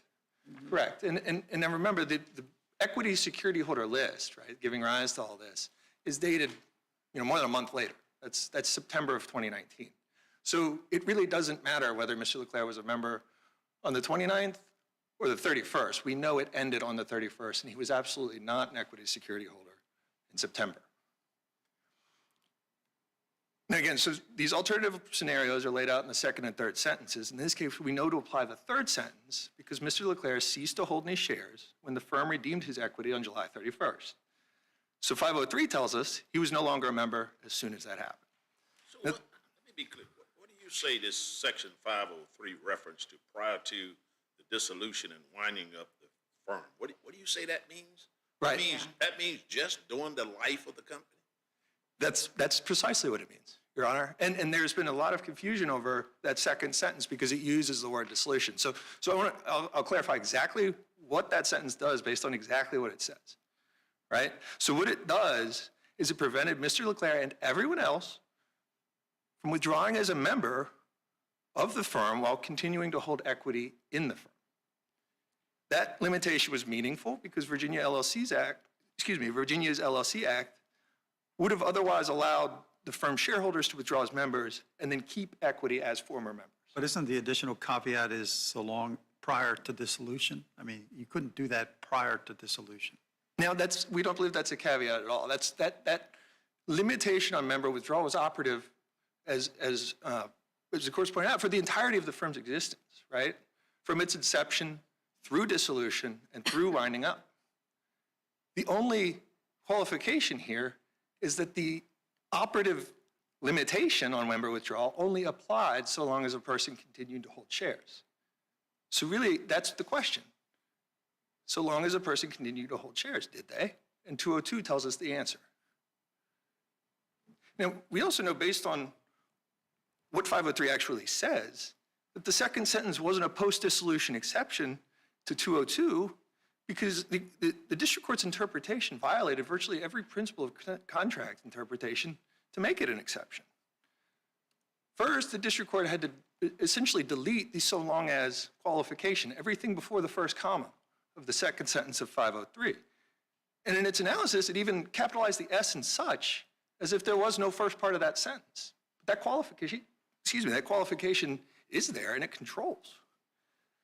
Then the district court had to rewrite what was left of the second sentence by changing prior to dissolution and winding up to mean prior to or post-dissolution. But prior to dissolution winding up doesn't mean post-dissolution. Prior doesn't mean post. The limitation on member withdrawal, again, it didn't spring to life post-dissolution. It was operative prior to dissolution and winding up. And it was only applied so long as a member continued to hold shares. I mean, even if we could change prior to post, 503 would still just be a limitation on member withdrawal, not an unwritten exception to 202's exclusive mechanism for the redemption of equity. And then finally, after deleting the first part of the second sentence and rewriting what was left, the district court had to ignore the third sentence entirely. And it treated the third sentence as though it, quote, does not apply once the dissolution process begins, and that's at JA 1070. But the third sentence, just like 202, says nothing about dissolution whatsoever. What the third sentence actually says is that as soon as a person who is a member ceases to hold any shares, such person shall no longer be a member, period. This was true before, during, and after any prospect of dissolution.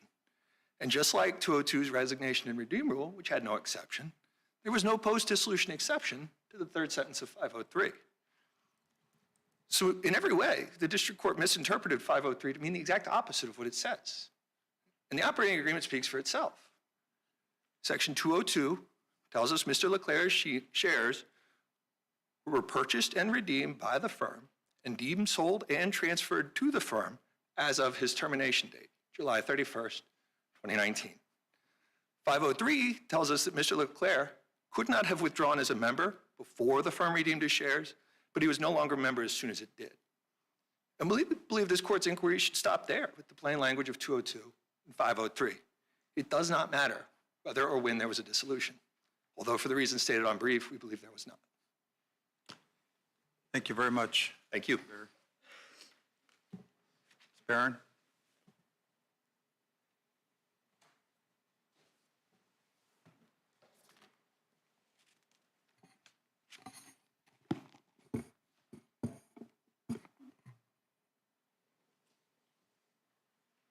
May it please the court.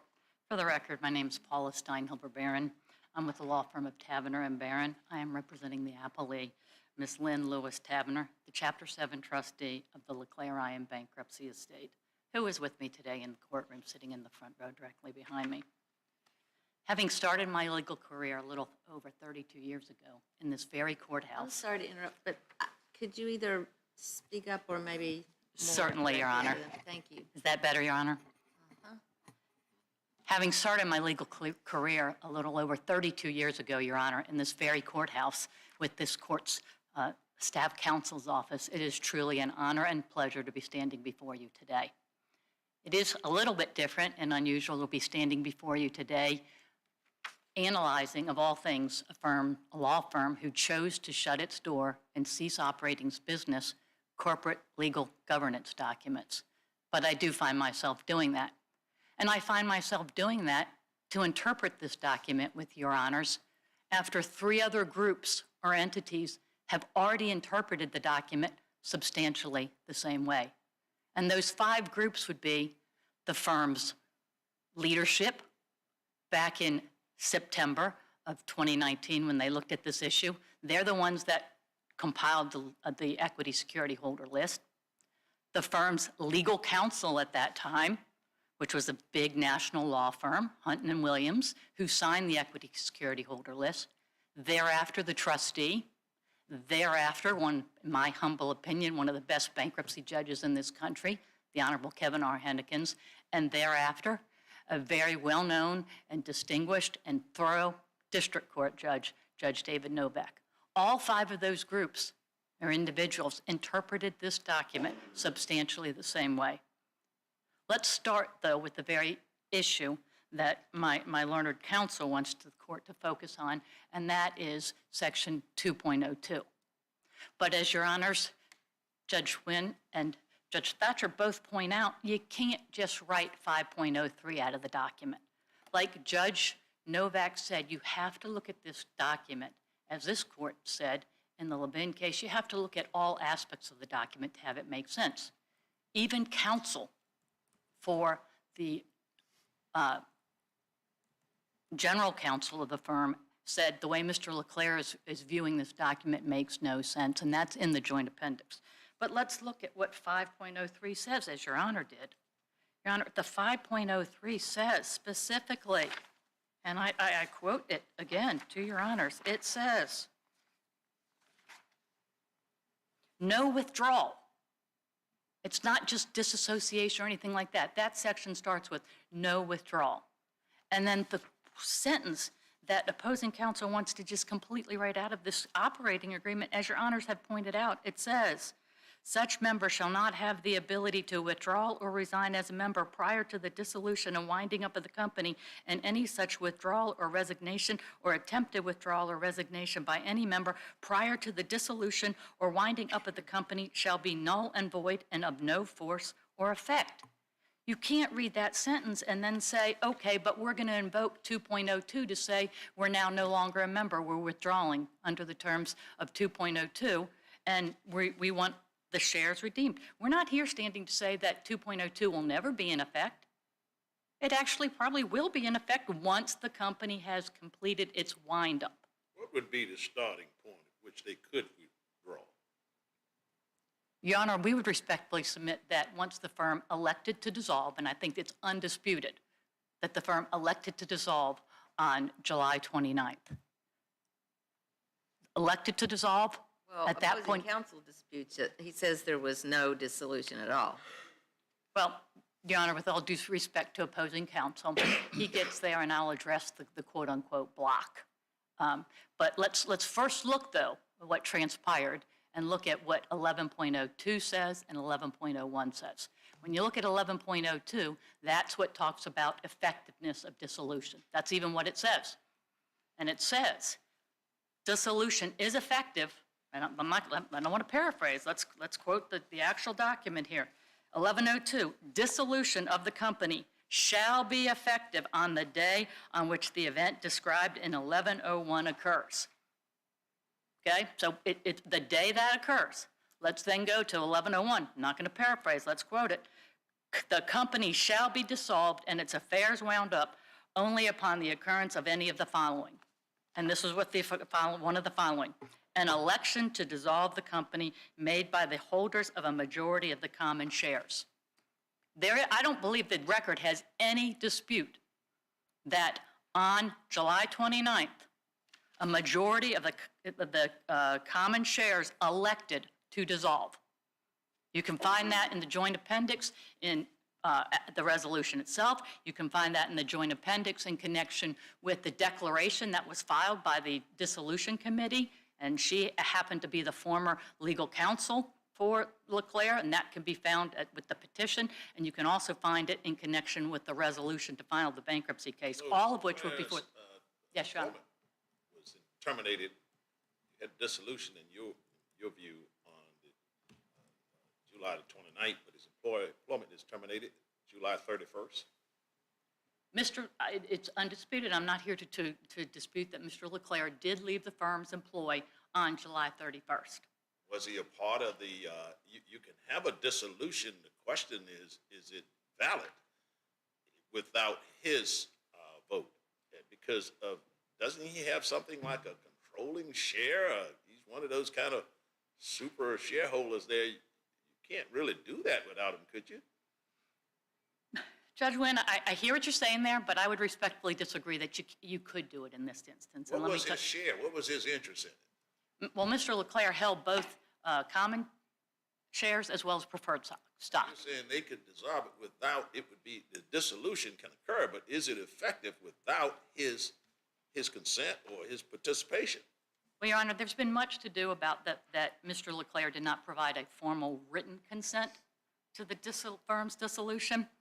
And candidly, I don't believe it would surprise anyone for me to say that I haven't always agreed with Judge Novak, but in this instance, I do believe Judge Novak is a brilliant man and he's a very thorough man. And what Judge Novak did in this instance was absolutely correct.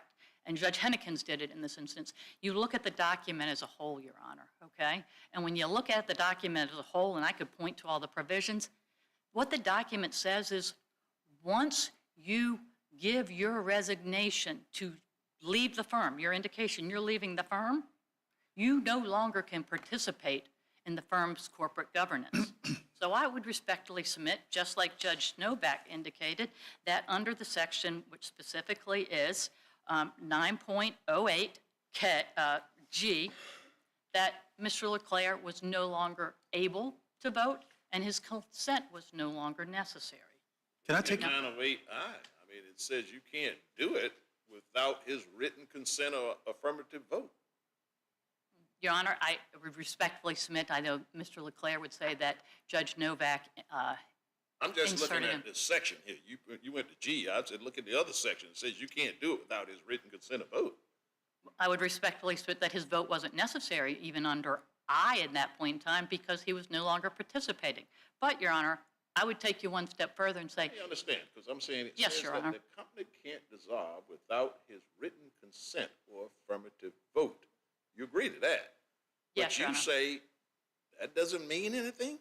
no, I believe it does mean something until up to the point that Mr. LeClaire tendered his resignation on July 26th. Once he tendered his resignation, he no longer was able to participate in the firm's corporate governance. But, Your Honor, you don't have to. But his employment didn't terminate to July the 31st. Is that Correct, Your Honor. Mr. Leclerc left the firm's employ on July 31st. But, Your Honor, I think even if you have trouble with what Judge Novak stated in connection with viewing it all as one, and that because he had given his resignation, he was no longer able to participate in the firm's corporate governance, I think Your Honors can still, and I would respectfully submit that Your Honors should still affirm the lower court's decisions. Because if you look at what Judge Hennekins did, Judge Hennekins also went one step further to say, okay, well, this block is ineffective as well because Mr. Leclerc, under this court's Hager's case, affirmatively ratified it. And I think that is very consistent with the facts before this court, as well as, Your Honors, with the operating agreement in and of itself. And when I say it's consistent with the operating agreement, Your Honor, go down a little bit further. Go down to 9.08K, as in King. One of the ways in which you can vote, it specifically says, go to the very last clause, or other indication of approval by the members entitled to take such action. So in this instance, other sections that talk about those who are entitled to vote. That I doesn't deal with entitlement to vote. but what K, the section I'm pointing out now, says how you can vote or how you can provide affirmative consent. And in this, You're entitled to vote. Agreed. yes, Your Honor. But let's look at what the court in Hager said, and let's look at what Judge Hennekins looked at. Hager said you can affirmatively ratify an action if you do one of two things. One, you don't promptly disavow that action. I don't think anyone could argue with a straight face that Mr. Leclerc promptly ratified the action. Promptly disavowed the action. Let's look what happened. That action happened in July. The bankruptcy case is filed in September. What does Mr. Leclerc do for almost 2.5 years? He pesters the trustee to fix his issue by saying you need to change this tax entity from a pass-through entity to a taxable at the corporate level entity, which the case law says the trustee doesn't have authority to do that. That type of action resides with the owners, not with the entity. So then what does Mr. Leclerc do? In November, 2.5 years later, he still doesn't raise the block. He still doesn't disavow. The issue is brought to before the court in November. It's not until March, 2 years and 8 months later, does Mr. Leclerc raise the block issue in a footnote 2 business days before the hearing. In the meantime, in that 2 years and 8 months, Mr. Leclerc took advantage of the firm's process to receive client files. Mr. Leclerc took advantage of the bankruptcy process. You got Hager, which deals with the ratification of the bankruptcy itself. Yes, Your Honor. Beyond that, there's a question of whether he did so for the dissolution. Are those two different questions? Isn't that a different question than what was presented in Hager? It's a different question as to what's being ratified, but it's not a different question as to the form of ratification. He was aware of the dissolution vote. I'm sorry, Your Honor? Do we know that Leclerc was aware of the dissolution vote? I would respectfully submit that, Your Honor, Mr. Leclerc was aware of the dissolution vote. In essence, on the July 26th email, He was aware of the bankruptcy. And he was that's there, and Hager would apply to that, but the dissolution vote is a different matter. Wouldn't you have to at least establish he was aware, knew this was going on, if he's going to consent or waive or something that's there? Your Honor, I would respectfully submit that Mr. Leclerc was very much aware of the dissolution vote. Based on what?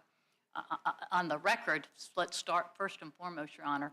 On the July 26th email that was sent, that was in response to Mr. Gustafson's email and discussions about the vote coming up on July and in connection with that vote. Mr. Gustafson's email mentions dissolution because Mr. Leclerc's does not. I don't think that Mr. Gustafson's email specifically uses the words dissolution. I don't believe it does, but I could be mistaken. Right, and neither does Mr. Leclerc's July 26th email. So how is that an indication that he knew about the dissolution being imminent? Your Honor, in connection with the dissolution, what was happening at the time, and in connection with how, and where I could point Your Honor to for, in the record, to have evidence of this, it would be in the declaration of Miss Lori Thompson that was filed on the very first day of the bankruptcy case, as well as then on the resolutions of the dissolution committee. It was in connection with winding up the affairs that this process was going on, and the vote occurred on July 29th. Mr. LeClaire was still at the firm on July 29th. He Can I go didn't- back to the dates in the operating agreement and make sure Yes, Your I Honor. understand what you're saying?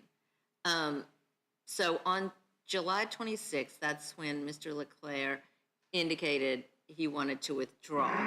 And you're saying that as of that moment, July 26th, pursuant to 9.08G of the operating agreement, he can no longer participate in Firm governance. firm governance. Yes, Your Honor. But then on July 29th, when the firm decided to dissolve pursuant to 5.03 of the operating agreement, he could also no longer withdraw. Correct, Your So Honor. now he can't withdraw and he can't participate. And he seems to be in a catch-22 situation there. Well, with Your Honor, with Maybe- all due respect, the two solutions there would have been when he gave his resignation, he could have left. If he had left before the vote on July 29th, arguably, we wouldn't be standing here because he wouldn't He have been had included in read the the equity excuse. operating agreement the way the rest of his partners clearly did because they. Absolutely, Your Honor. And Your Honor, But the other thing that could, 2.02, but you go ahead. No, go ahead. 2.02 fit into this? well, 2.02 is the way in which if you were a withdrawing member or a transferring member, the way that the firm redeemed your shares. And it provided all the mechanisms of the dollar amount and evaluation. So you're saying it doesn't fit in, it has no place here at all because based on what I just went through in the operating agreement, he wasn't a withdrawing member because he couldn't withdraw after July 29th. Your Honor, I would agree with everything with one caveat. Uh-huh.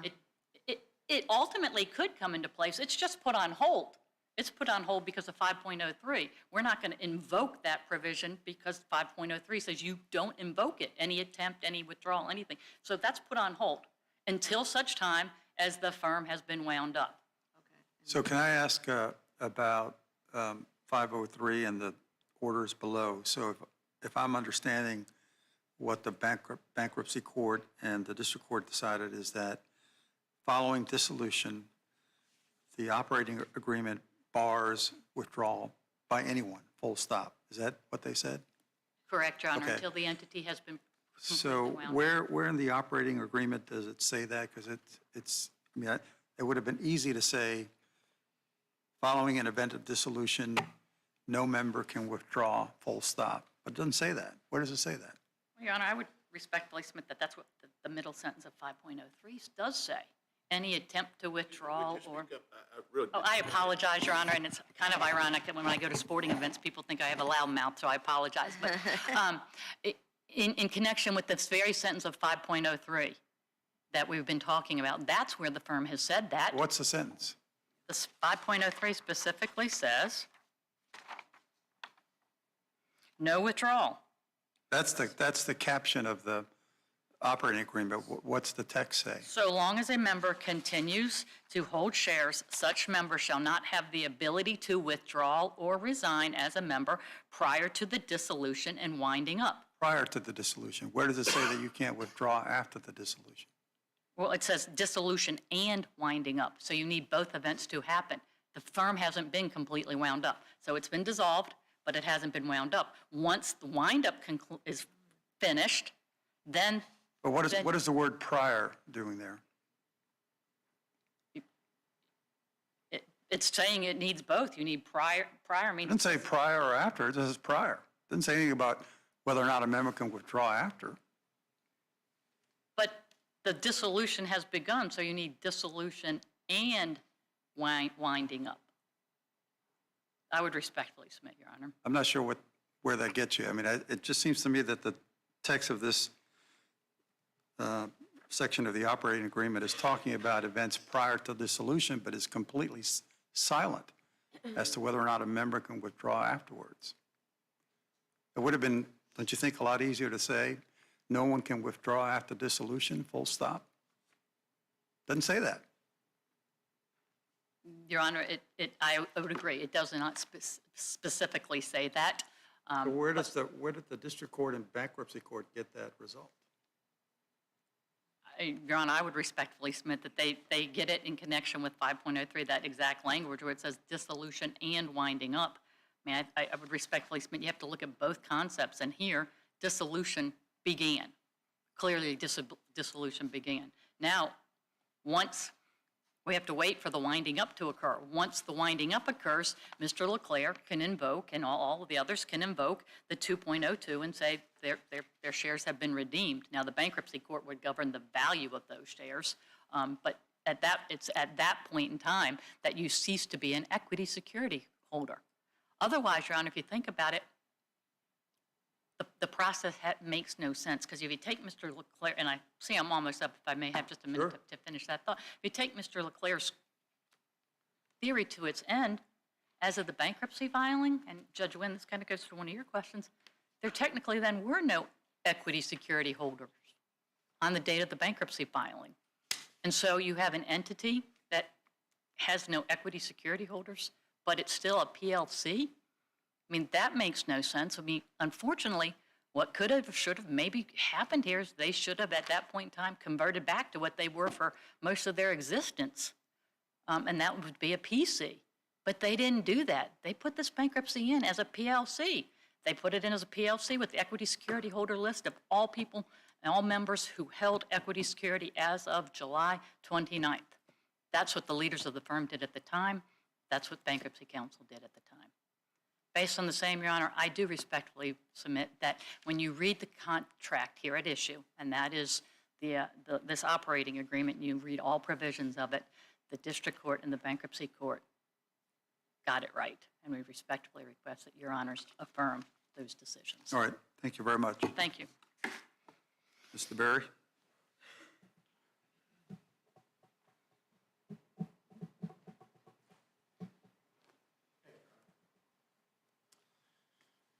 4 points I'd like to make. The first is that the same point I made at the very outset. The core question in this case is a contract question. Doesn't matter how the bankruptcy or district court interpreted this agreement, because this court reviews that de novo. It's a question of law.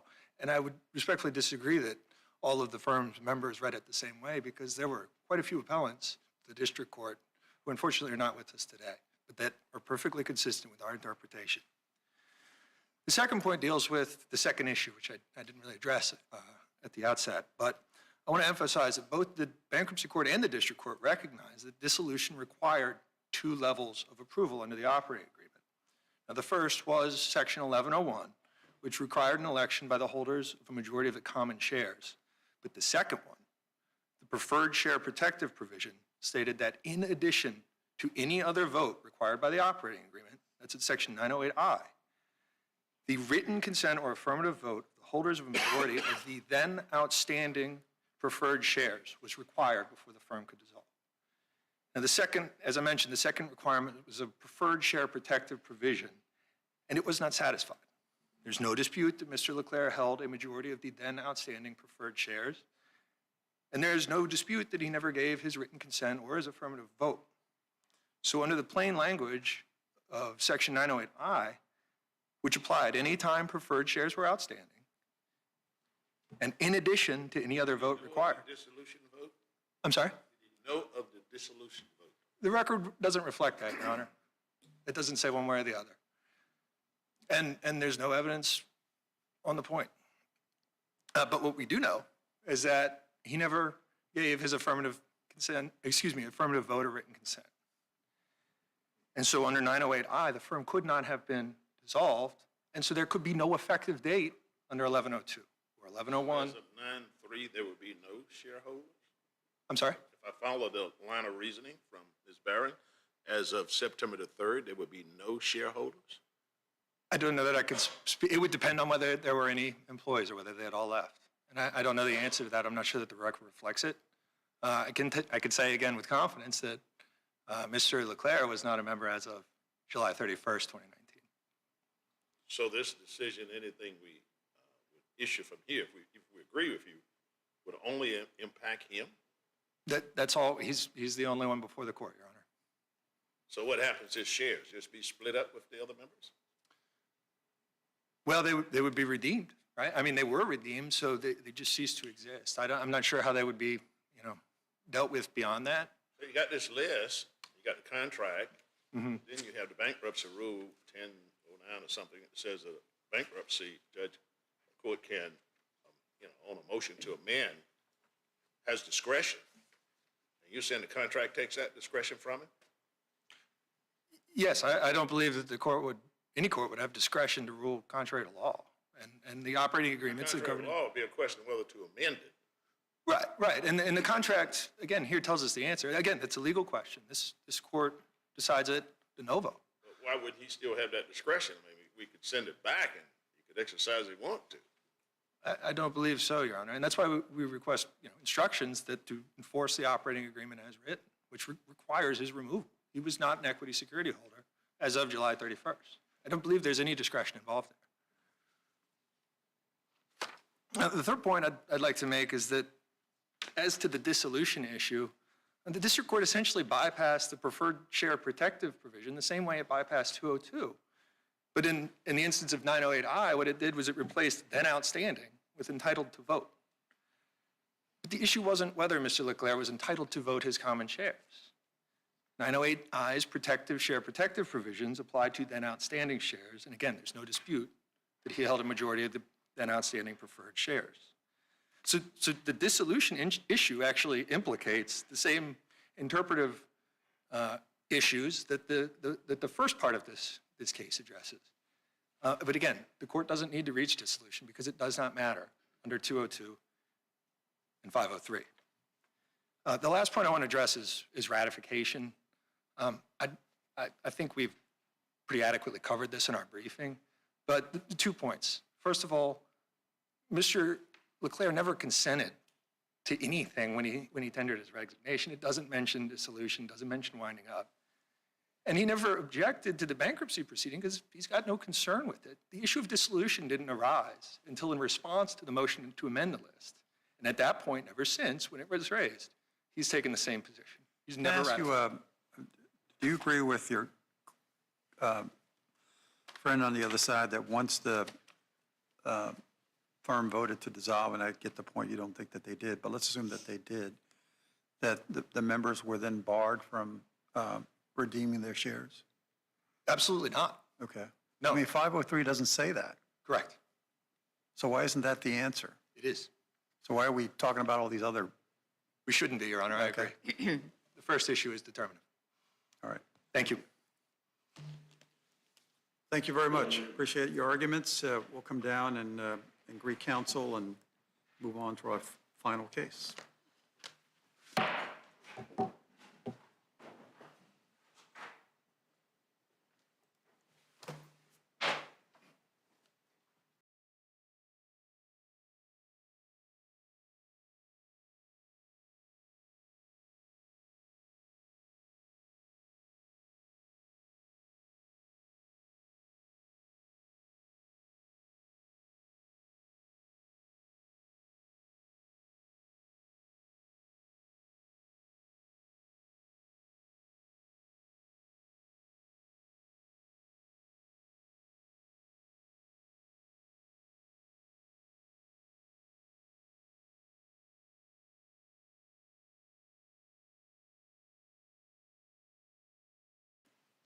Move on to our final case.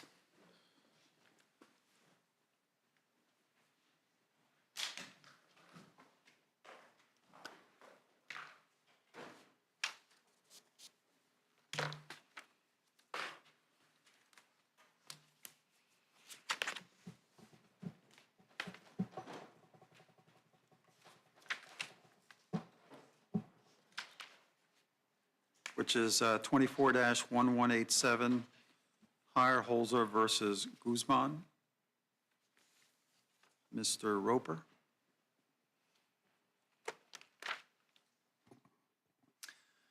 Good morning, Your Honors, and may it please the Court. My name is Glenn Roper on behalf of plaintiffs Marty Heyerholzer and his company MJL Enterprises. The Small Business Administration's 8A Business Development Program provides unique benefits, including set-aside federal contracts, business development assistance, and access to surplus federal property. To participate in the program, a small business owner must be socially disadvantaged, which is a term of art defined as those who have been subjected to racial or ethnic prejudice or to cultural bias. The SBA presumes that certain business owners are socially disadvantaged based on their race or national origin, and the vast majority of program participants enter the program under this presumption. Mr. Hierholzer does not qualify for the presumption. Twice now he has applied for the program, and both times he was denied because SBA... Isn't it two parts, socially disadvantaged and economic disadvantage? Yes, Is he economically disadvantaged? Absolutely, Your Honor, I'm happy to. Where is that alleged in the complaint? So his economic disadvantage is included in a declaration that he submitted in response to the motion to dismiss. So it's not alleged in the complaint? It's not directly alleged in the complaint. But under 12b1, the court can consider matters outside the complaint to determine subject matter jurisdiction, and the district court did consider his declaration. And no one has objected to that. And where in the JA is the declaration again? I believe it's pages 94 and 95 of the joint appendix. Is that a facial challenge? I'm sorry? Facial challenge? I believe it would be a facial challenge because it's challenging this race-based presumption prospectively, as opposed to challenging a specific application of it to Mr. Hierholzer. But I'm not sure if that's alleged specifically as to whether it's facial or as applied. I think the proper way to think of it is as a facial challenge. The district court here concluded that plaintiffs lacked standing and that the case was moot, and this court should reverse both holdings. As for standing, plaintiffs allege a well-recognized equal protection injury, and that is an unequal barrier in application for a government benefit. The Supreme Court in the city of Jacksonville confirmed that the constitutional injury in a case like this is the barrier when that makes it more difficult for members of one race to have access to the benefit than members of a different group, different racial group. The Supreme Court specifically said that you do not have to show that you would actually obtain the ultimate benefit, here entry into the program, to be able to allege a constitutional injury. Do you concede that ultimately, even if we were to rule in your client's favor, that they wouldn't be able to obtain the benefit? Or do you think that he would? I believe that, well, it would depend. What it would do is it would give him the opportunity to apply without having an unconstitutional barrier under the race-based presumption. Now, we believe that Mr. Hierholzer does qualify as socially disadvantaged, and that's why twice he has applied for the program, and he is also economically disadvantaged. Has he applied since the Ultima Court's decision? He has not. And I don't think that's relevant for standing purposes, as standing is determined as of the time the complaint was filed. And there's nothing in the standing doctrine that says you have to reapply later on in order to have standing to challenge the presumption. The reason I ask that question is because I don't necessarily disagree with you that the ability to compete is something that is it's an injury, but you can't decide that in the abstract, or maybe you can, because if it's the ability to compete with the understanding that no matter how hard you compete, you're never going to get there, then do we really have a case in controversy? Well, the city of Jacksonville case, I think, determines that. And that is, the injury is this unequal barrier. If that barrier is removed, then the injury has been redressed. And at that point, Mr. Hierholzer could apply to the program without this race-based presumption that creates an unequal barrier. Now, the government argues that to have standing, he has to show that he is both socially and economically disadvantaged, but that would be to show that he is entitled to the ultimate benefit of admission into the program, which is precisely what city of Jacksonville held is not required. I think there are also other problems with the government's argument. As for social disadvantage, it simply makes no sense to say you have to prove social disadvantage in order to challenge the presumption of social disadvantage, under which you would not have to show social disadvantage if he were admitted into the, if he qualified under the presumption. In fact, if a plaintiff can already prove social disadvantage to SBA's satisfaction, that's when they arguably would have a standing problem, because there the presumption does not pose any barrier to them. They don't need it to access the program. Can I ask you a question about the Bakke decision? And you mentioned Jacksonville, and I wonder if Jacksonville abrogates Bakke, or maybe Bakke didn't really address this, because in Bakke, it's more logical to understand why a program that sets a preference or even a quota for a limited number of seats, so particular, in this case, a medical school, might alter the outcome for Mr. Bakke. But in your client's case, the program sets these objectives which don't change even if you win. So there's there's still the same people applying. He can apply.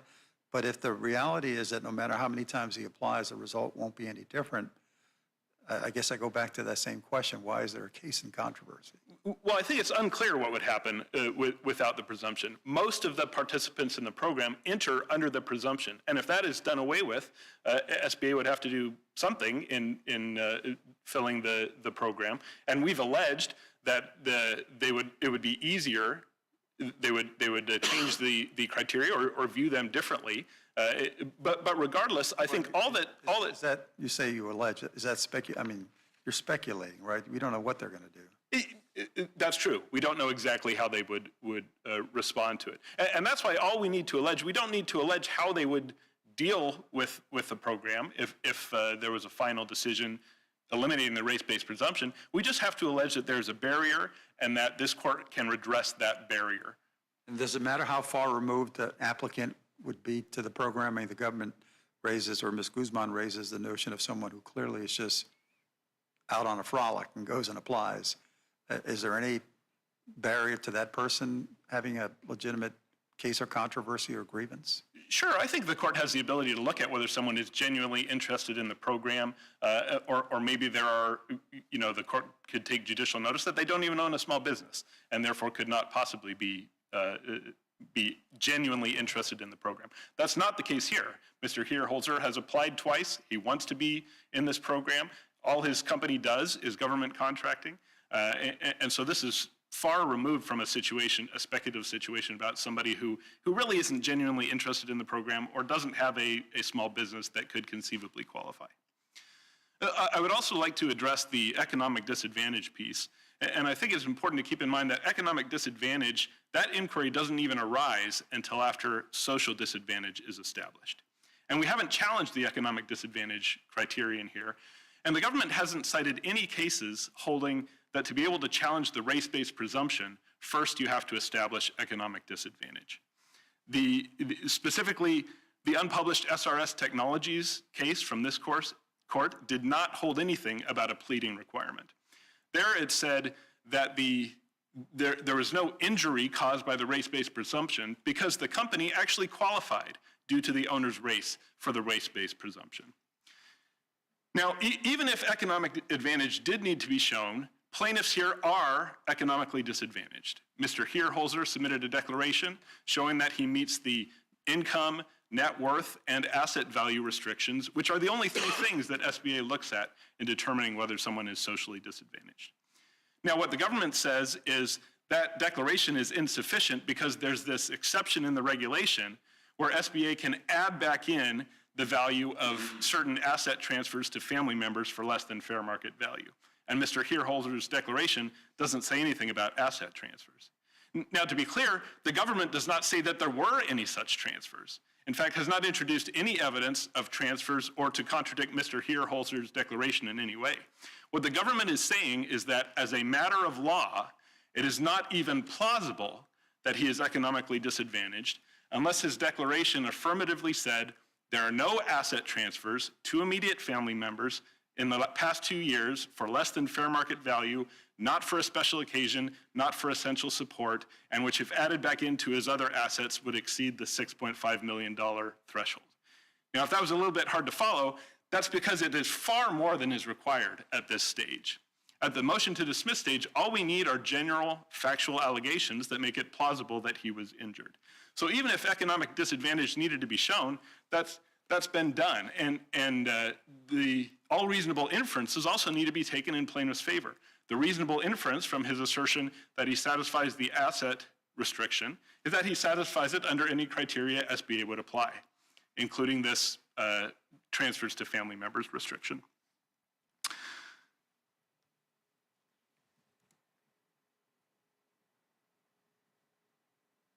The government's detailed, intricate pleading standard in requiring that he meet this asset transfer, have some allegation about that, simply goes far beyond what is required at this stage. In fact, that goes beyond what would even be required to create a genuine issue of fact at the summary judgment stage, let alone here at the motion to dismiss.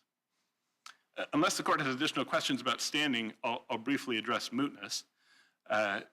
The government's brief, I think, concedes that the district court was incorrect in finding this case moot.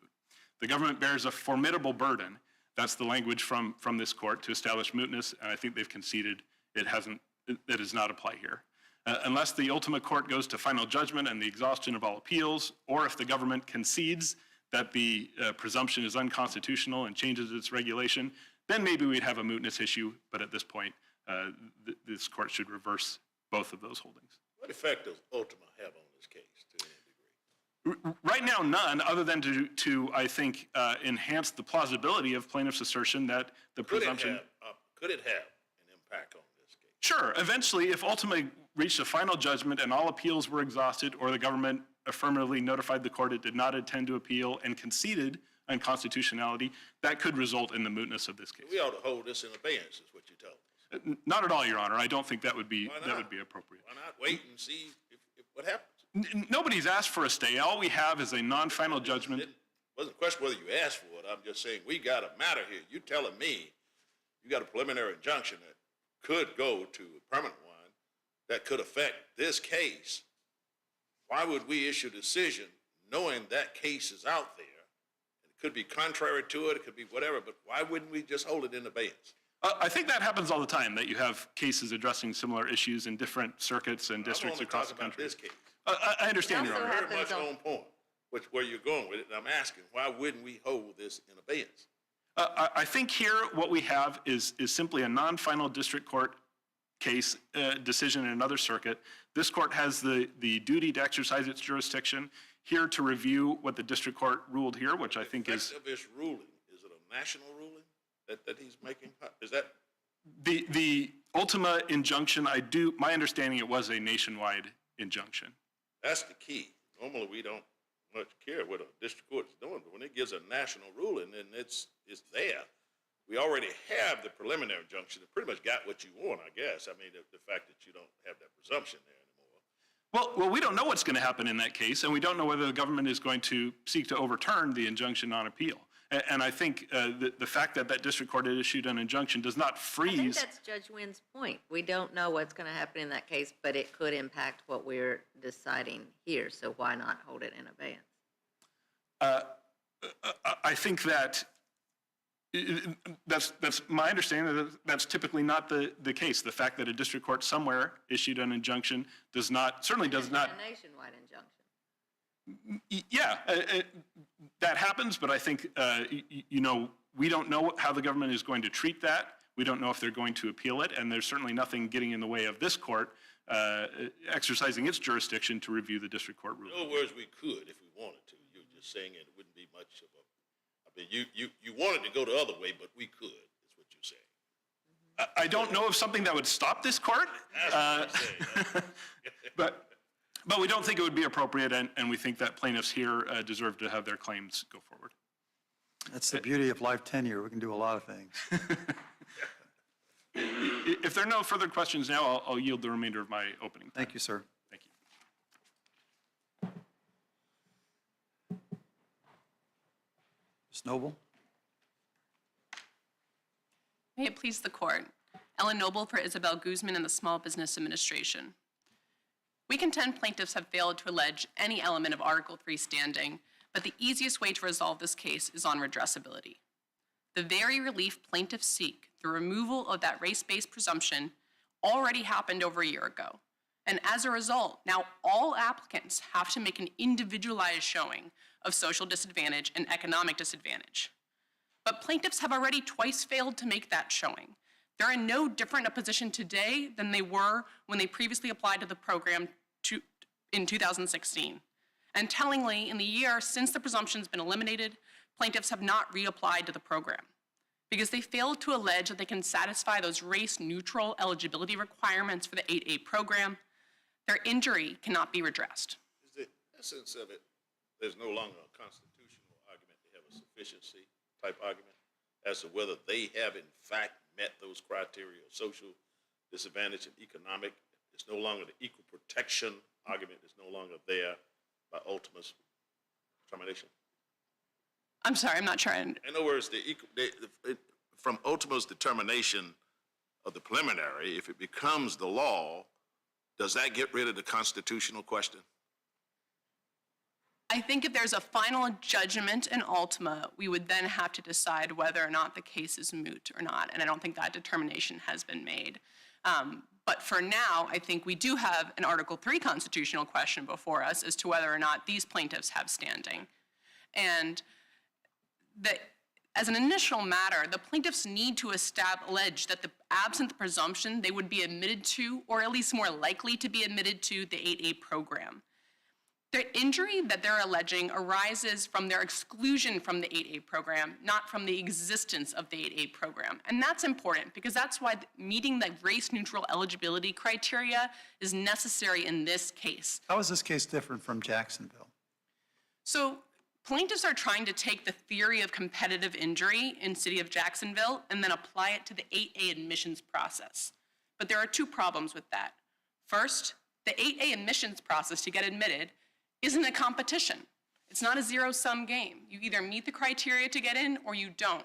So the notion that it can be harder or less hard doesn't make sense in this context because they simply don't satisfy the eligibility requirements.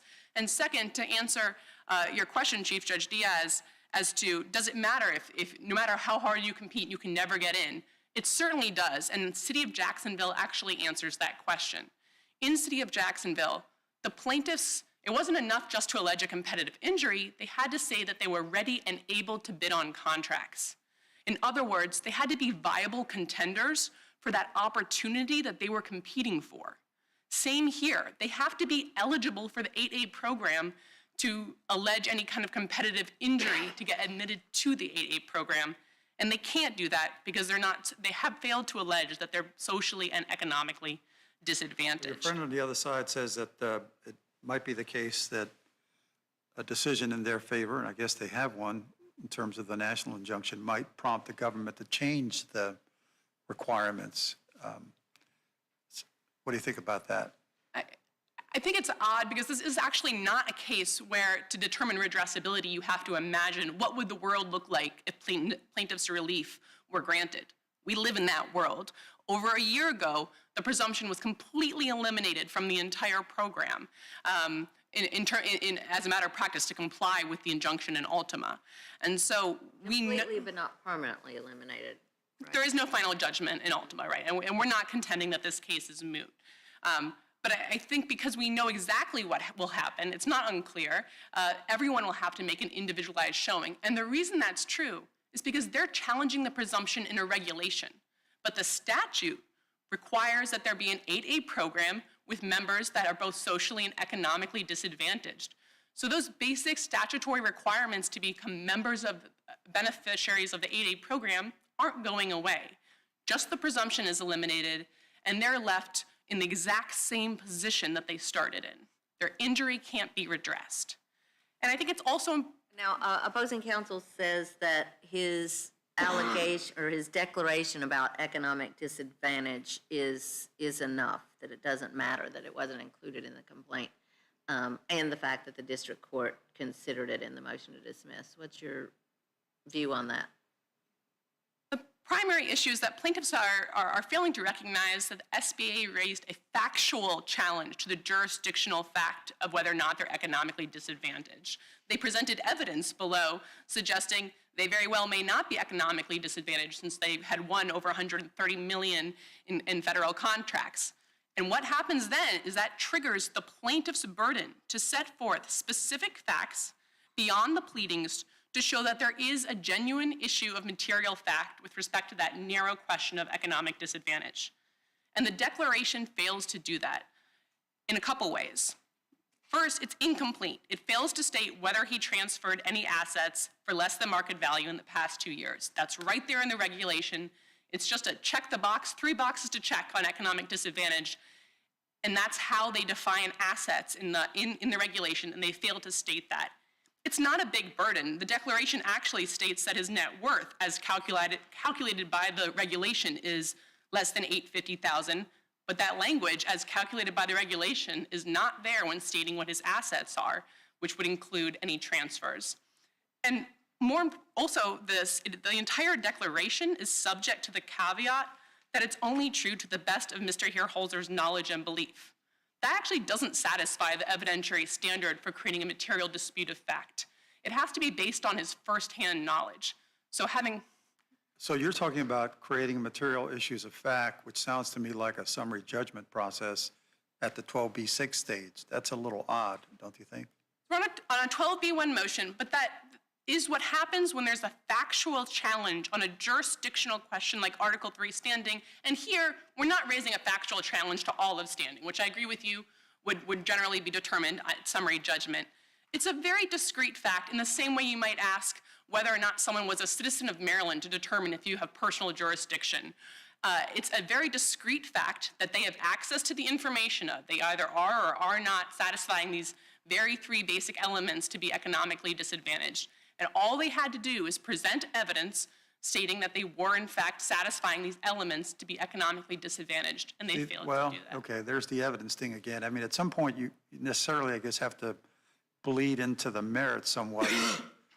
I mean, that's a fine line, right? You can't get too far into the merits. I think that's certainly true, but here, the elements of being economically disadvantaged are black and white criteria set out in the regulation that have nothing to do with whether or not this is a violation, there's an equal protection violation here. I think that's a very separate question from anything to do with the merits as to just whether or not they are eligible for the 8A program by meeting these basic requirements for economic disadvantage. But this court could also hold that plaintiffs failed to allege that Mr. Herholzer is socially disadvantaged. That's another race-neutral eligibility requirement for the 8A program that he fails to allege that he's satisfied. Mr. Herholzer was twice denied admission because he failed to make an individualized showing of social disadvantage. And the complaint doesn't allege that anything has changed since then. Again, this isn't a case where we have to imagine what will happen if the relief is granted. What will happen is that everybody, no matter who they are, has to make that individualized showing of social disadvantage. And plaintiffs have failed to allege that that analysis would come out any differently, that they would anyway be personally impacted by the removal of the presumption because they weren't eligible to begin with when they applied to the program because they failed to make an individualized showing of social disadvantage at that time. On the question of, I think also, even if plaintiffs had alleged that they were eligible for the 8A program, they also failed to allege that they have a concrete intent to and are ready and able to benefit from the 8A program by bidding on 8A contracts or otherwise taking advantage of the program benefits if admitted into the 8A program. But the easiest way to resolve this case is on the question of redressability and Can I ask you a question about your interpretation of Jacksonville? Because you made a distinction that somehow that case is different because it involved a competitive process among contractors, and this one is not because it just states objective criteria for eligibility. But here's the money quote from the Supreme Court that I think is a bit of a problem for you. It says, when the government erects a barrier that makes it more difficult for members of one group to obtain a benefit than it is for members of another group, a member of that former group seeking to challenge the barrier need not allege that he would have obtained the benefit but for the barrier in order to establish standing. That doesn't talk in terms of competition, it just talks about a benefit. This is a benefit, right? That's right, Your Honor, but I think there's a difference between whether or not you could get the benefit or you're completely ineligible to the start. And the analysis that comes from is a little bit further down in that opinion. It says, plaintiffs have to show that they'd be ready and able to bid on contracts. In other words, they can't just allege that there's a burden to some opportunity that they're not even viable contenders for in the first place. They have to show that there's a real chance I get this opportunity. Maybe I won't, but there's a real chance. And that comes... You read able and ready as being qualified? You could read able and ready as simply being, having the time and determination to file a bid.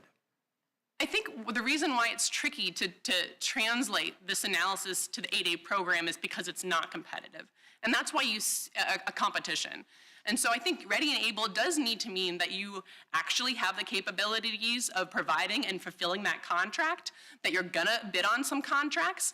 And when you translate this theory of competitive injury or a barrier, an unequal barrier, unequal footing, to admission to the 8A process, it doesn't really make sense because it's not a competition.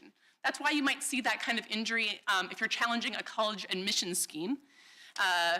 And you don't know if you're going to get admitted to college, but there's this barrier that's making it more or less likely for you to get admitted.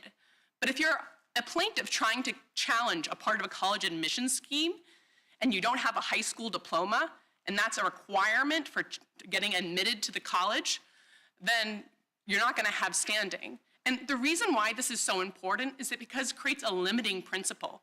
Plaintiff's argument has no limiting principle. They say that they have to be a small business, but they don't have to be economically disadvantaged or socially disadvantaged. It doesn't make sense why you would draw the line there. These are all race-neutral requirements for admission to the 8A program. And if you don't require them to be eligible for the benefit they're trying to compete for or get, then it would open the door to Walmart coming in and challenging this presumption, or a 5-year-old challenging a part of a college admission scheme. And the reason the Supreme Court has said repeatedly that we don't want the courthouse to become open to people who have differences of views of values but are bystanders and don't have a personal stake in the dispute. And so these principles, I think, are important, and that applying City of Jacksonville in a context where there's not a competition in which, as you said, no matter how hard they try, they're not going to get admitted to the 8A program because they don't meet black and white eligibility criteria, means would have no limiting principle for Article III standing, and would undermine those core principles that we're trying to protect. If there are no further questions. Tell me about Ultima before you sit down. Should we consider holding this matter in abeyance pending the ultimate decision? This court certainly could. We haven't made that request, and I think that's because we think that this case can be resolved on the issue of lack of Article III standing and dismissed, and that can happen independent of Ultima. There's no reason for the case to sit on the court's docket. But of course, this court is welcome to hold it in abeyance. Thank you, Ms. Noble. Mr. Roper?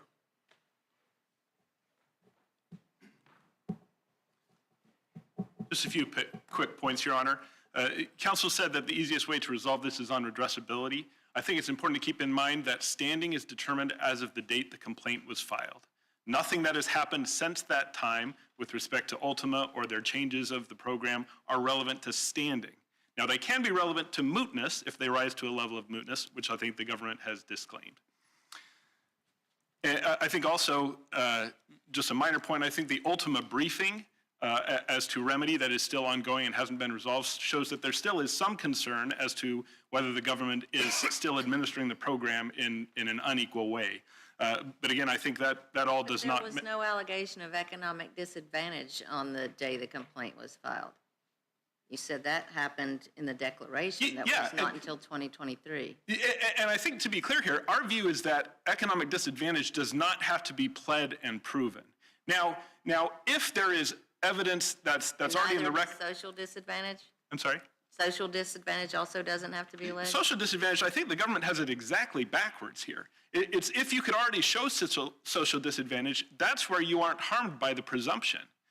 The presumption causes harm when it makes it more difficult for you because you have to prove social disadvantage as opposed to being presumed social disadvantage and admitted into the program. Well, you agree appellant would have to be both socially disadvantaged and economically disadvantaged to be admitted into the program? Yes. But neither of those things are alleged in your complaint? I do think social disadvantage is alleged in the complaint, paragraphs 54 to 62. Now, so far, Mr. Holzer has been unable to convince the SBA that as a disabled veteran, he is socially disadvantaged. Right, and that has nothing to do with the presumption.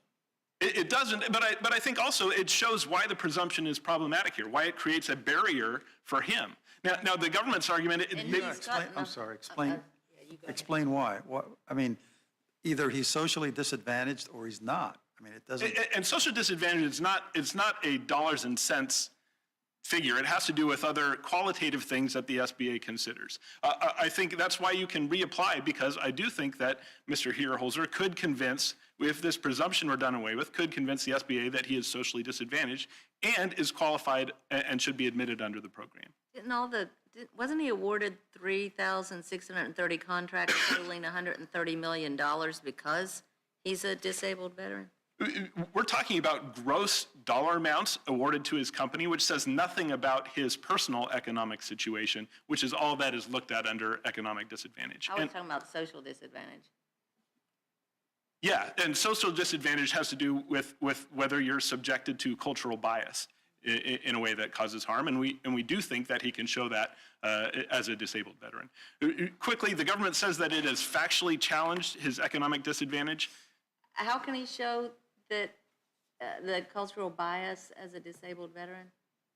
He has several examples of where he was denied contracts on the basis of his veteran status, and other ways, things that he has, granted, he has already submitted these to the SBA, and thus far they haven't been convinced. And that's, the government wants to have it both ways with social disadvantage. If you're not socially disadvantaged, they say you can't challenge the presumption. If you are socially disadvantaged, they would say you're not injured by the presumption because you can already make it into the program. Just quickly as to economic disadvantage, I want to clear up an assertion that my friend on the other side said, which is to say that his declaration, she said, was just based on knowledge and belief or something like that. His declaration clearly says, and this is on Joint Appendix 94 and 95, my net worth as calculated pursuant to the statute is less than $850,000. My adjusted gross income averaged over the 3 preceding years does not exceed $400,000. The fair market value of all my assets does not exceed $6.5 million. Yeah, she also pointed out that neither of those statements say as calculated by the program. It doesn't have the same language, I think so that's the it's fair incomplete. inference. That's all he's talking about is the regulation and how it applies here. And we don't think that economic disadvantage has to be pled in the first place, but even if it did to, plaintiffs here clearly qualify as economically disadvantaged under the statute. This is very different from a Walmart or a 5-year-old coming in. This is a government contracting business where Mr. Holzer has sworn that he satisfies the 3 requirements. To the extent economic disadvantage needs to be shown, it has been here. Do you think the Supreme Court, that the distinction Ms. Noble made in the Jacksonville case is one the Supreme Court actually made in its decision with respect to both competitor standing and being ready, willing, and able to bid?